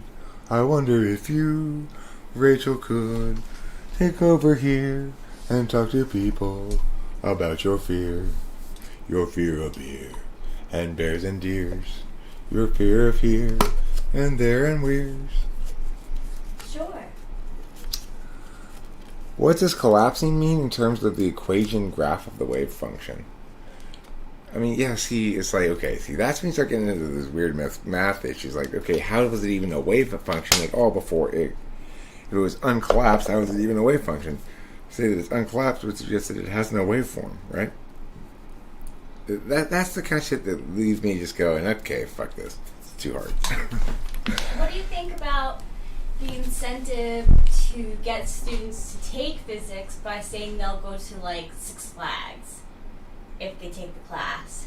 It's a terrible reason to take a class. Isn't it? It's just one of the worst reasons to take a class that I can ever imagine. Right?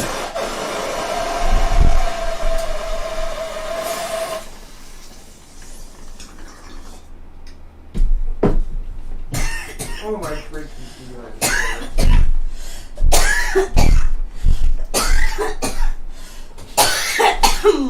Morning long. Hello. Oh, I'm wearing green, so I'm like fading in. Translucent? Yeah. Good morning, everyone.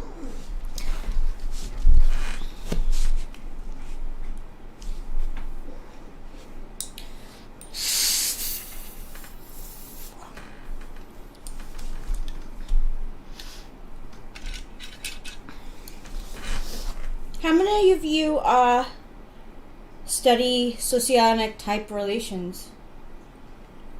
Just out of curiosity.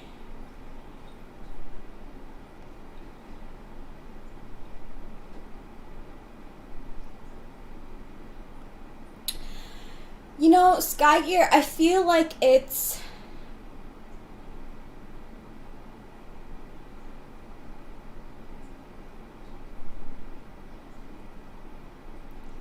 I feel like it could be both, you know, it's when the functions cross and then it gets triggered, and then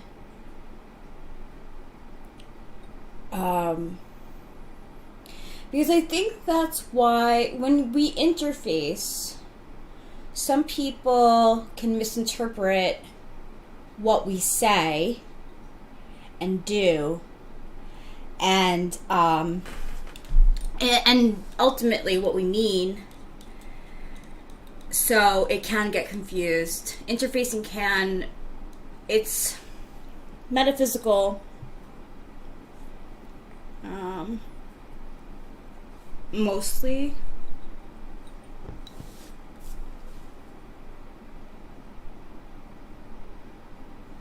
I know. See, Sky, it's like, I feel like people get lost when it comes with when things come with implications, because we're implying something, right? So like, I can signal across the room to Eric, all right, I think it's time to go. Like, let's go, right? But he can read it as something totally different, like, oh, I'm going to go to the bathroom, I'll meet you in a little. So, I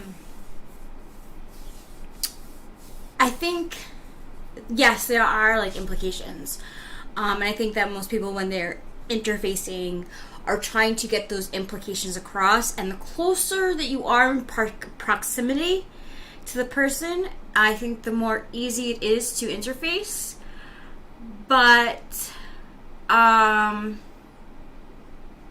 it can still get confusing. I like Billie Eilish, actually, a lot more. I don't think she is a child prodigy, as people say. I know she's 17, but she grew up in a very artistic household where making music every day instead of school really was her life. So if you're going to be surrounded by music your whole life, and your parents see that you have a talent in it and encourage it, you know, you're going to have more of an aptitude for music than the normal 17-year-old who's going to school. ICP 5.6 look like INTP, INTJ? I don't know. I mean, possibly, but there are some major differences there. I think 5.6 is hard to type unless you know them, because 5.6 stay inside. They're called the iconoclast. So they're moody and broody and very intelligent. They also stalk information. Like 5.6, when it comes to information, they will, from what I've learned, from what I've gathered from knowing a 5.6 person, is that, like, any type of fact. So say I told him Oprah farted on Tuesday afternoon during an interview. Like, the 5.6 will dive deep into looking up if that really happened or not.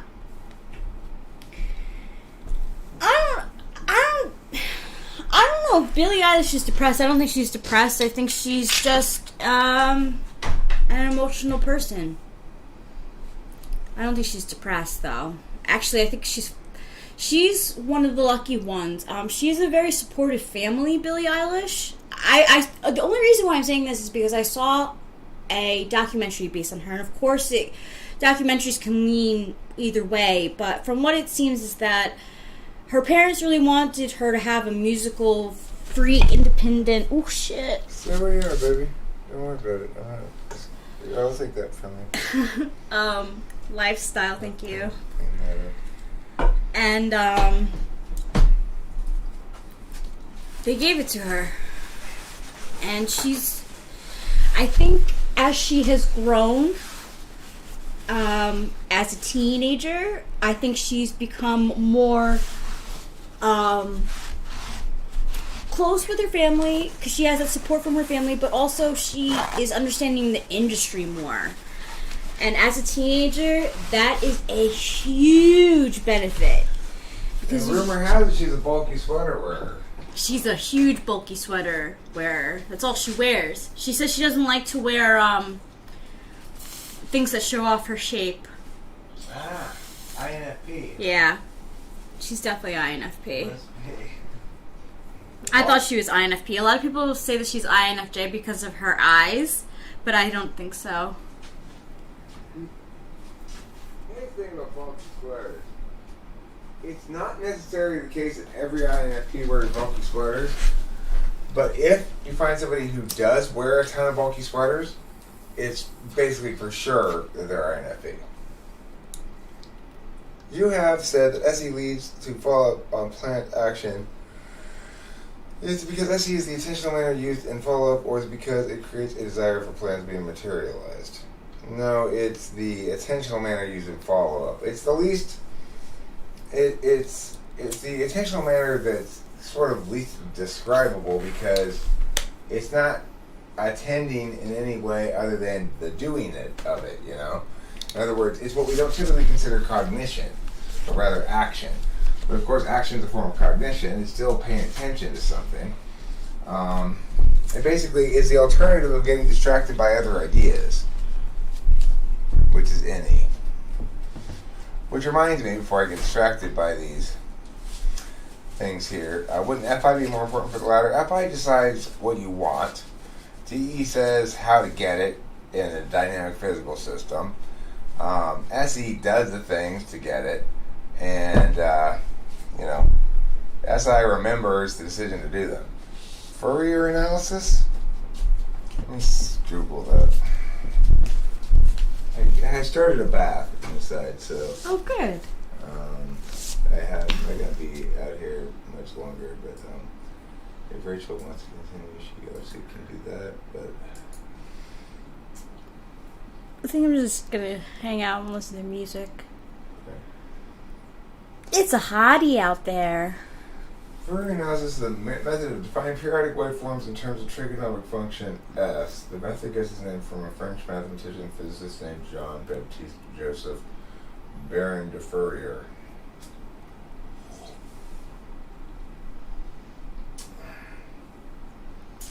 Huh. Fun.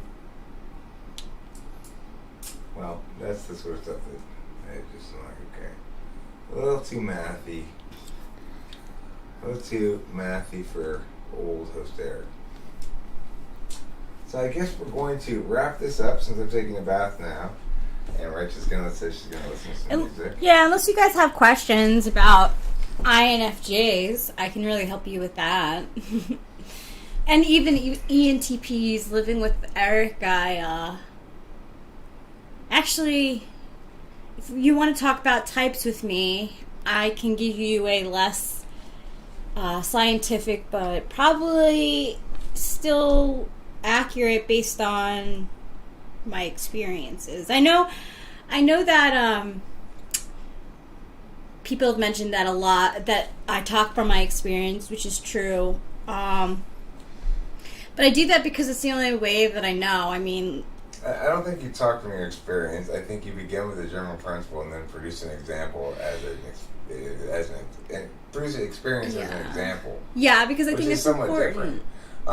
Anyway, I'm going to take a bath. If you want to turn this off, you could just push the space bar and it'll stop. And then cool. Just if you don't mess with the other part, it'll automatically turn off in 15 seconds. So that's great. If you want to stop it, just push stop here. Don't do anything for a minute or two. Then you can go back up to the browser window and it will have ended the stream there, and then you can go ahead and do whatever. Cool. Thank you. Hey, Winston's mom.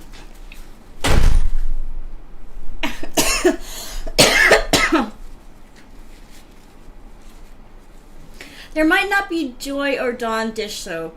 Actually, I did put hand soap in for bubbles when I took a shower. We don't have any candles in there. But I'm sure there will be lots of varying.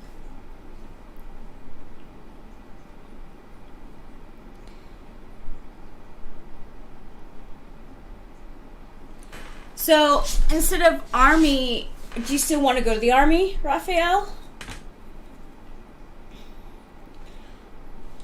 Or is that kind of like something that being fit kind of turned you away? I mean, I know okay, so I'm gonna do what I do.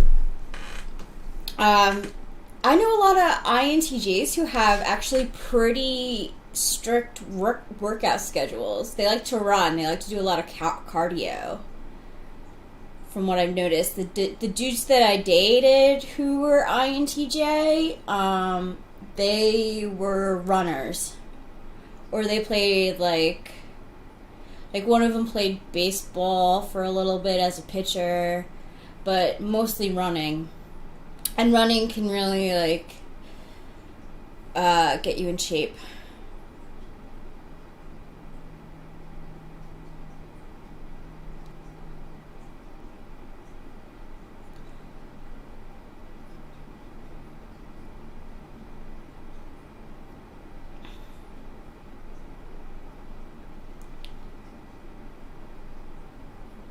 Imagine a vast sheet of paper on which straight lines, triangles, squares, pentagons, hexagons, and other figures, instead of remaining fixed in their places, move freely about on the surface, but without the power of rising above or sinking below. It's very much like shadows. It's interesting. Only hard with luminous edges, and you will then have a pretty correct notion of country and countrymen. I think we're more alike than different as human beings. But that's my own perspective. Shigo Fumi asks, N.I. Dams, do they like yoga? See, I think N.I. Doms like to do different forms of health routines at different times in their life. So at one point, I didn't exercise at all. Like in high school, didn't exercise at all. I didn't need to. College, I had friends who liked to go to the gym. So I learned how to work an elliptical and like do some basic weight training, like, you know, with the free weights. Then when my dad joined a gym, then when I went home to New York, after college, I would go to the gym with my dad. And I would go on my own, but it would only last like maybe 3 or 4 months. And then I would get off of the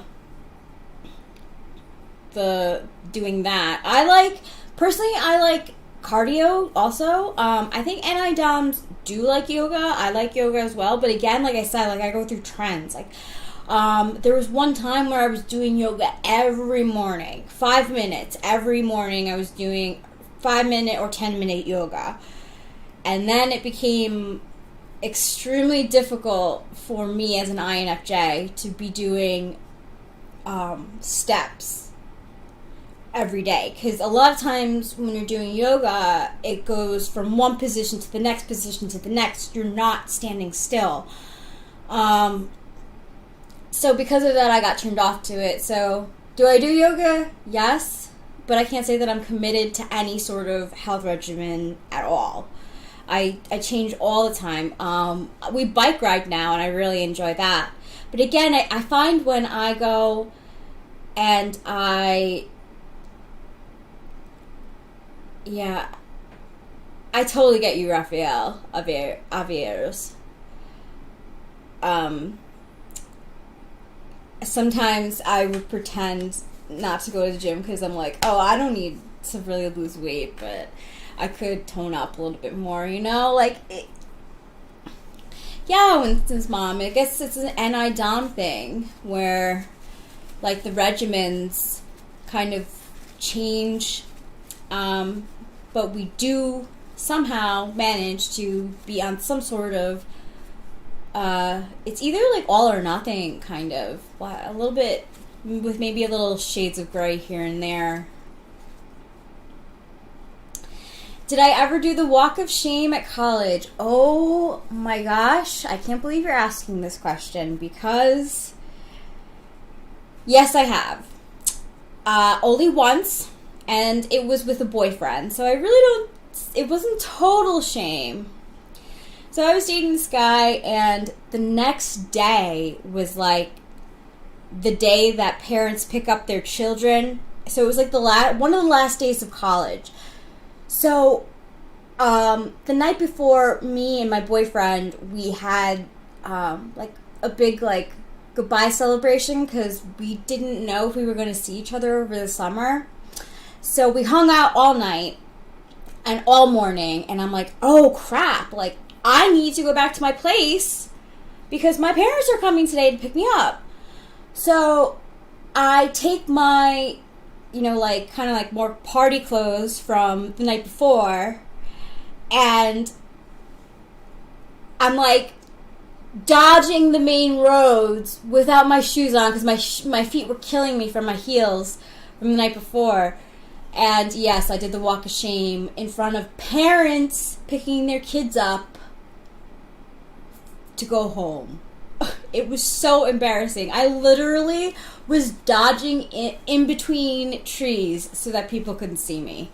But it was definitely noticeable. So only once did I do the walk of shame, and it definitely felt shameful, let me tell ya.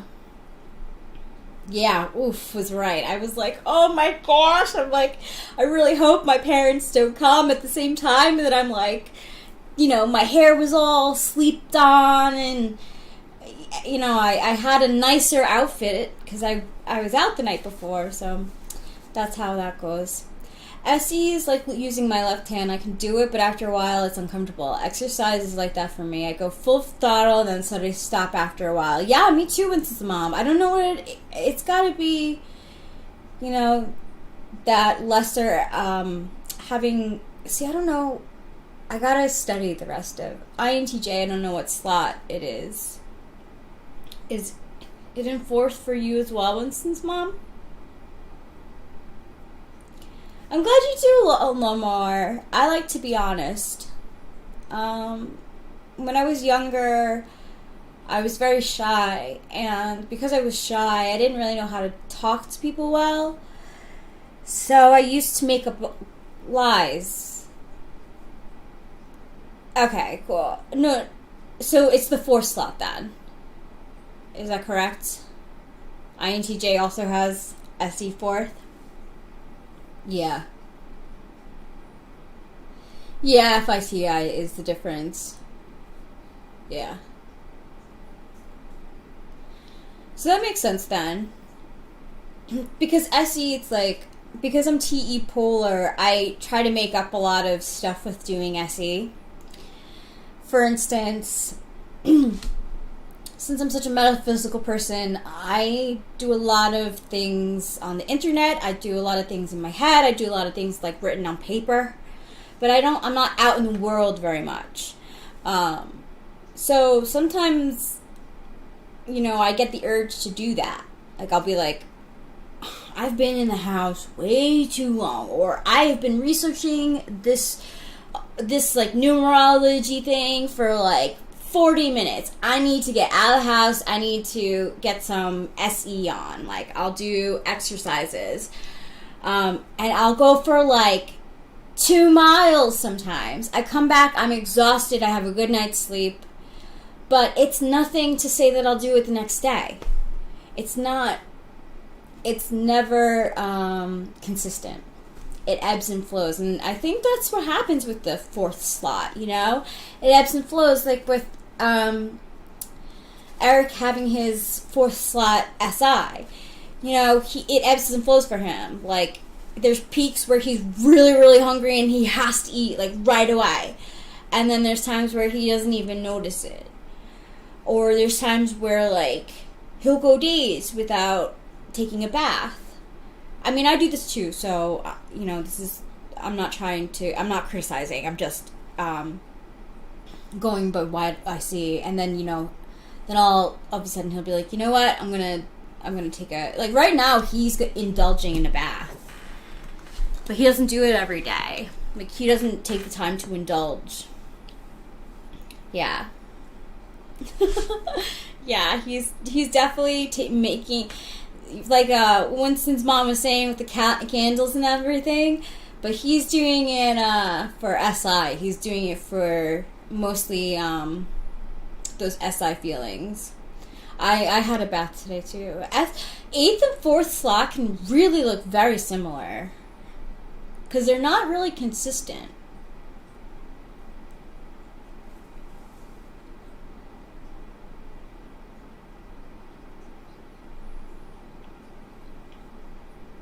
My dad is far away, and since my mom is dead, no one is holding anything. I'm sorry to hear that, Rafael Averos. Do you live on your own, or do you live with family or friends?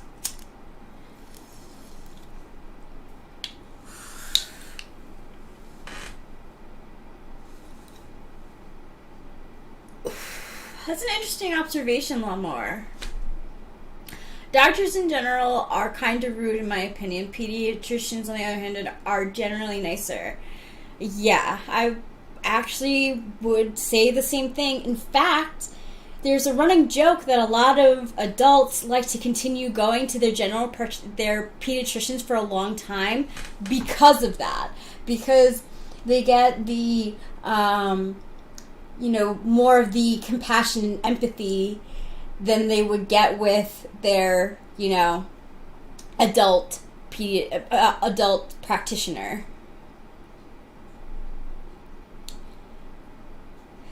But I'm sure they give good news too. They are less dramatic when it comes to good news, right? Like, you could be sitting there and you're like waiting for the results of something.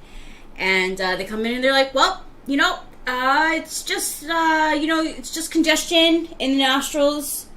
You don't need to have any surgeries. But they'll do that.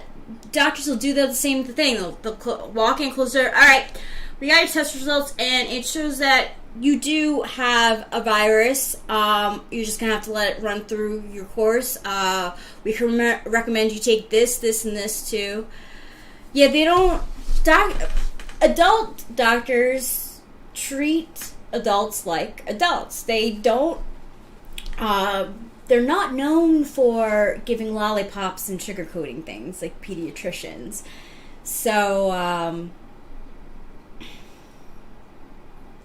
Lawnmower, don't stop asking those questions, though, because it's so important that you do. Like, if you have questions about what they're asking, what they're telling you about yourself, like, you should definitely speak up. It's not a wrong approach. But if you do have questions, they shouldn't be annoyed by that. They get annoyed because they know they have a list of people waiting outside for them, or, sometimes doctors who have been established for a long time don't take many patients anymore, and all they want to do is golf.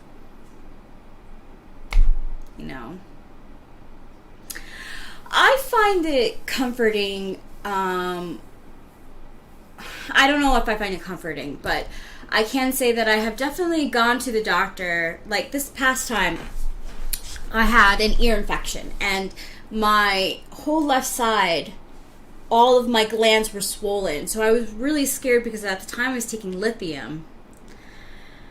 And lithium can affect your glands. Your I used to have to take scans of my throat to make sure that everything was okay. So I went to the doctor. Yeah, so I'm thinking, I'm like, oh my gosh, like, this is going to be so expensive. Like, what's wrong with me? And it was just an ear infection. But I had to go through all this testing, right? So I'm sitting there, I'm like, I don't know what's going on, blah, blah, blah. And what was the result? They come into me.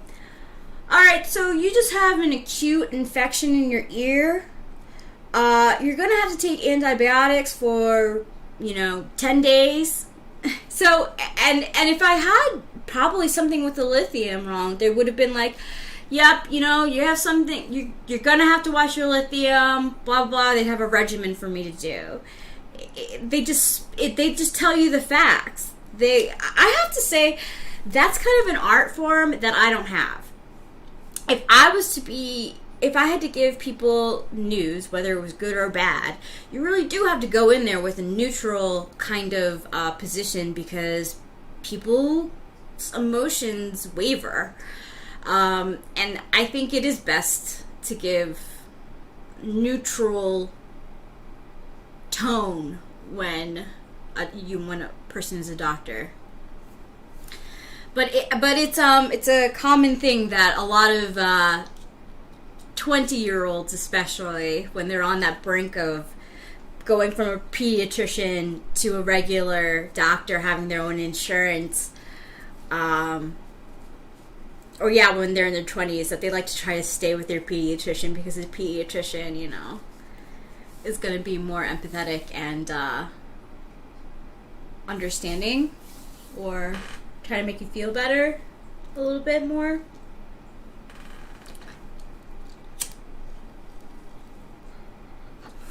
Doctor's a difficult job. They're always on call. So, it's just like dating like a volunteer, like firefighter, something like that. They're always on call.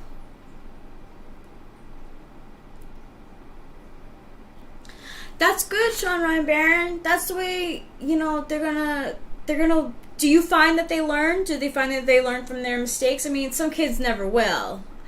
You know, we're all different. But, the point is that you're there to teach. You're not there to coddle.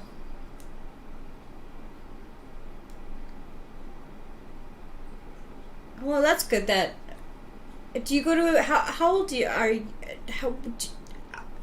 Lawnmower, do you go to a pediatrician because you want to? Or do you go to a pediatrician because you're still of the age where you can go?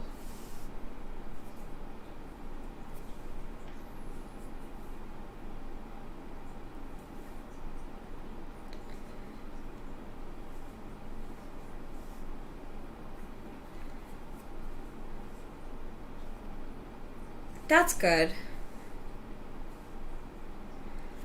Especially, Sean, what do you teach? Is it music?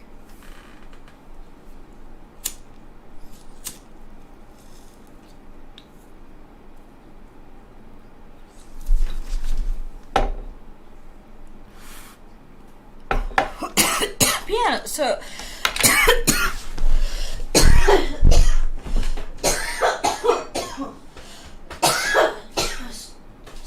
excuse me.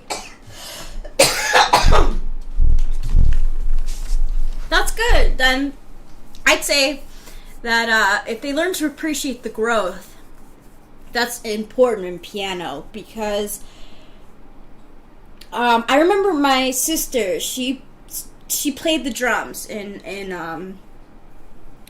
middle school and elementary school. Middle school and elementary school, she played the drums. So we had a small drum set in our basement, and she was getting taught by a private instructor. And I remember at one point her learning curve just stopped. It was like she learned how to play, you know, regular rhythm beats, and then she learned how to play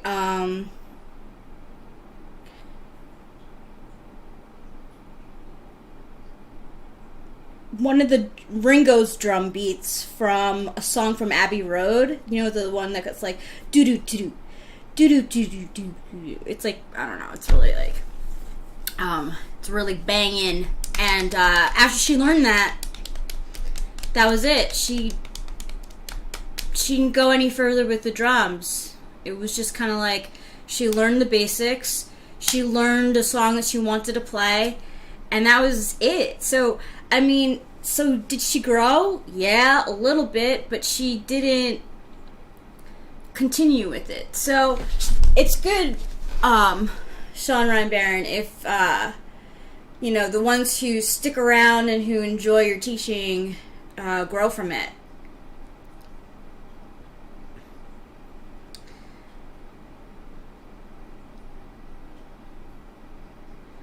For teachers, I always like the seriously ones more than the friendly teachers are always kind of subject for my paranoia.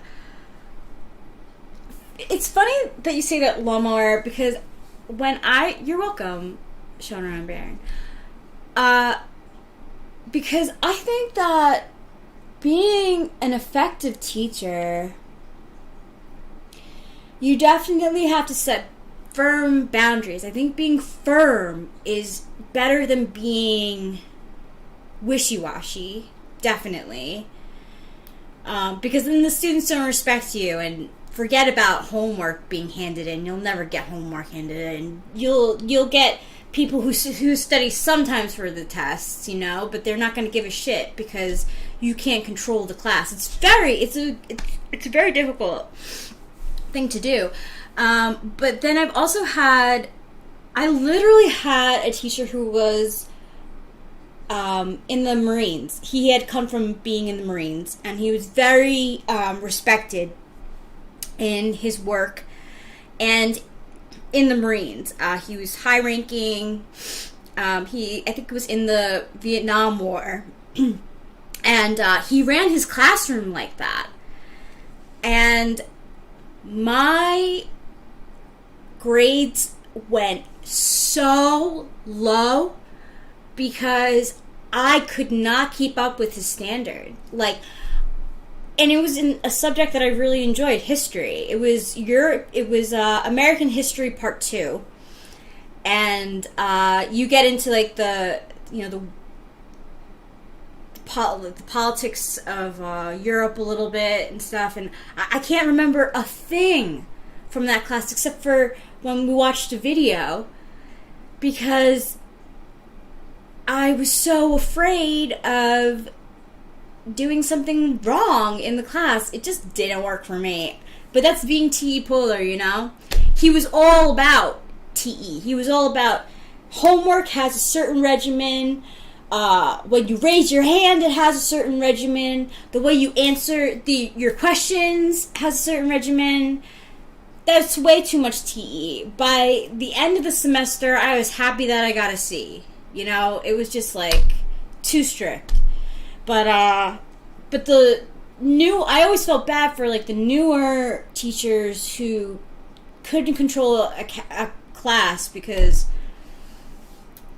kids could be really mean, teenagers to teachers could be really mean, so.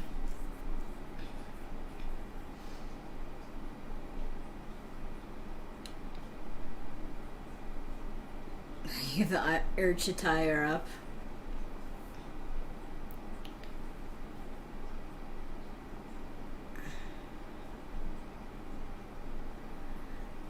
Does anyone here actually like school? Liked going to school? I didn't. My sister did, and my brother did too. My brother didn't I don't think either of them, my brother didn't like waking up for school, but he was very popular, and he played sports, so he liked going to school. You like school? Do you find and you liked going to? Did you have a smaller group of friends, Raphael? Or was your friends group big? It is full of censors.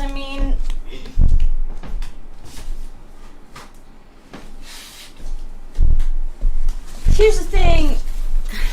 A lot of it's standardized testing is set up for certain types to do better than others. That's great, Winston's mom. I love learning. I don't necessarily love school. I had trouble in school because I loved to socialize. So I'm pure INFJ. It's incredibly embarrassing how useless I feel in this SETE kind of world we live in. But yeah, I'm definitely a 7, and I do like to go out and have social events and have a close group knit of friends. That's definitely a 7 thing. They like to be where it's at, you know? And I was a floater. I didn't really have... I had my group of girlfriends, sure, but I also had friends from other grades as well, and different groups. So I hated school. I fucking hated school. You were always in tech class, Raphael? So, Winston's mom, what kind of subjects would you take now? I hate screaming. My class was really annoying because of it. Oh, I'm so sorry, Shigo Fumi. That's a loud class where the teacher doesn't have any control of the class could be so distracting. You're just wasting the day. Spy.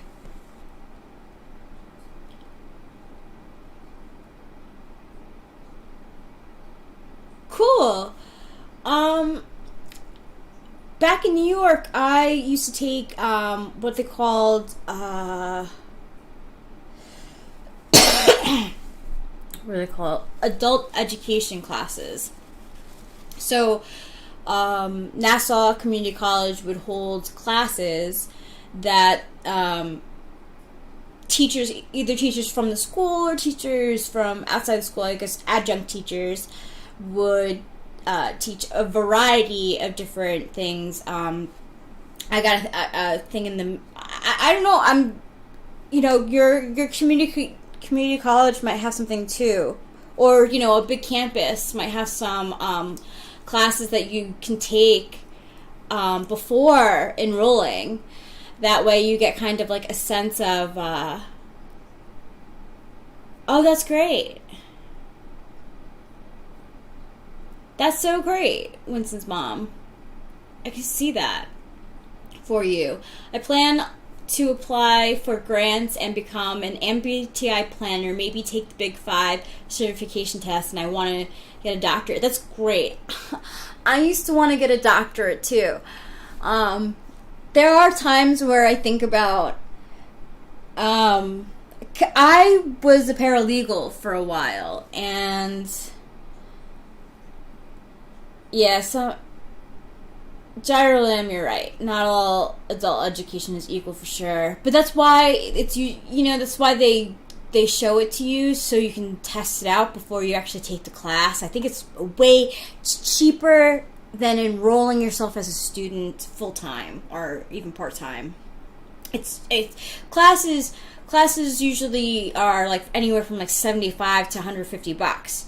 And you take it for like, maybe 4 weeks, sometimes only a weekend. I like it. I like doing adult education classes before enrolling in something because then you can kind of find where your passion is. And if you really like it. And Winston's mom, that sounds great for you.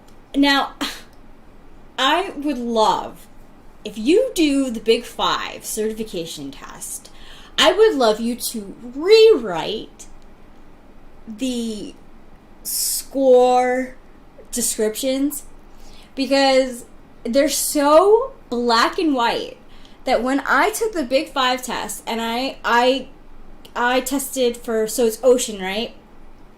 Openness, I was very high in. Conscientiousness, I almost got like a 0.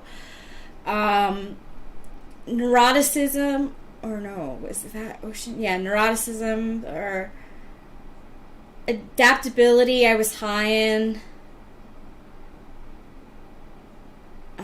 Extrovertedness was high.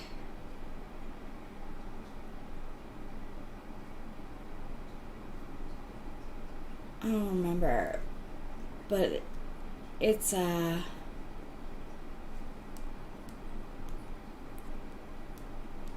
Big 5 I scored very. If I were to say I scored poorly on Big 5. Like, if you looked at my Big 5 Winston's mom, you'd be like, she's a recluse. Like, this girl can't do anything with her life because I'm very low on conscientiousness. I'm not, I'm half and half on agreeableness. I don't always agree. I am open. I am extroverted because I'm a 7, but I'm still introverted. What do you think? Could you rewrite that stuff? Because I like to think. You know what though? It's the story of my life. Like, me and Eric like to joke around because, like, with astrology, my chart is all like, we joke, it's all squares and yads. But it's not.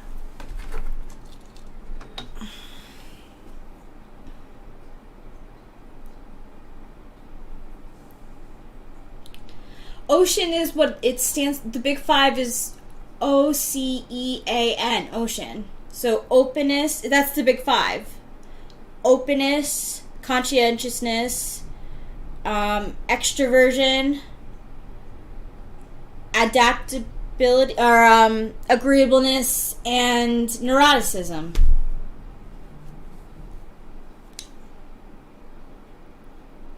Thank you. Actually, Eric thought that I was a Cancer too. I'm not. I'm. Yeah, ocean is the big 5 test. My chart. So my sun is in Capricorn. My moon is in Sagittarius, and my rising sign is Libra. Here comes host Eric. Hi, handsome. How beautiful. Aw. Take a study. Yeah. How's your bath? Fantastic. Oh. How was your right stream? Good. Really good. We were talking about, Big 5 test, because Winston's mom wants to be certified in it. And I asked that if she gets certified, if she can change the answers from being so black and white. You're going to get certified as a test changer. Yeah.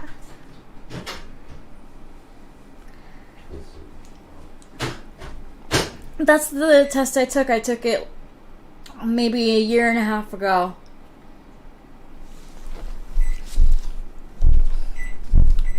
Oh, unless that's even newer than now. I'm not gonna take it because it made me depressed, really. Okay, well, looks like you're too closed, too neurotic, not agreeable enough. You got all kinds of problems. Yeah. I don't know, it's your personality. It means it doesn't change, so you're fucked. Sorry. Yeah, exactly. Here you go. That'll be $100, please. Oh, thanks, Big 5.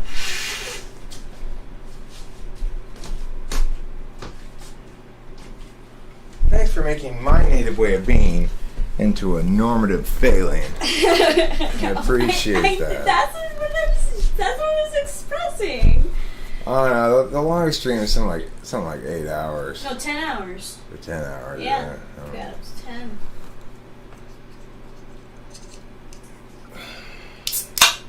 So,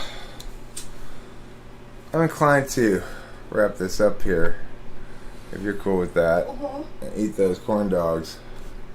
Want to finish that movie you were watching? Sure. Okay.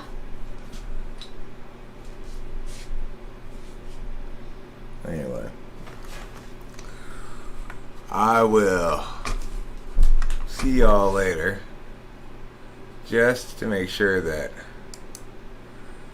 JH don't slip in something inappropriate as I'm leaving. Oh, look at that. I'll make sure. There.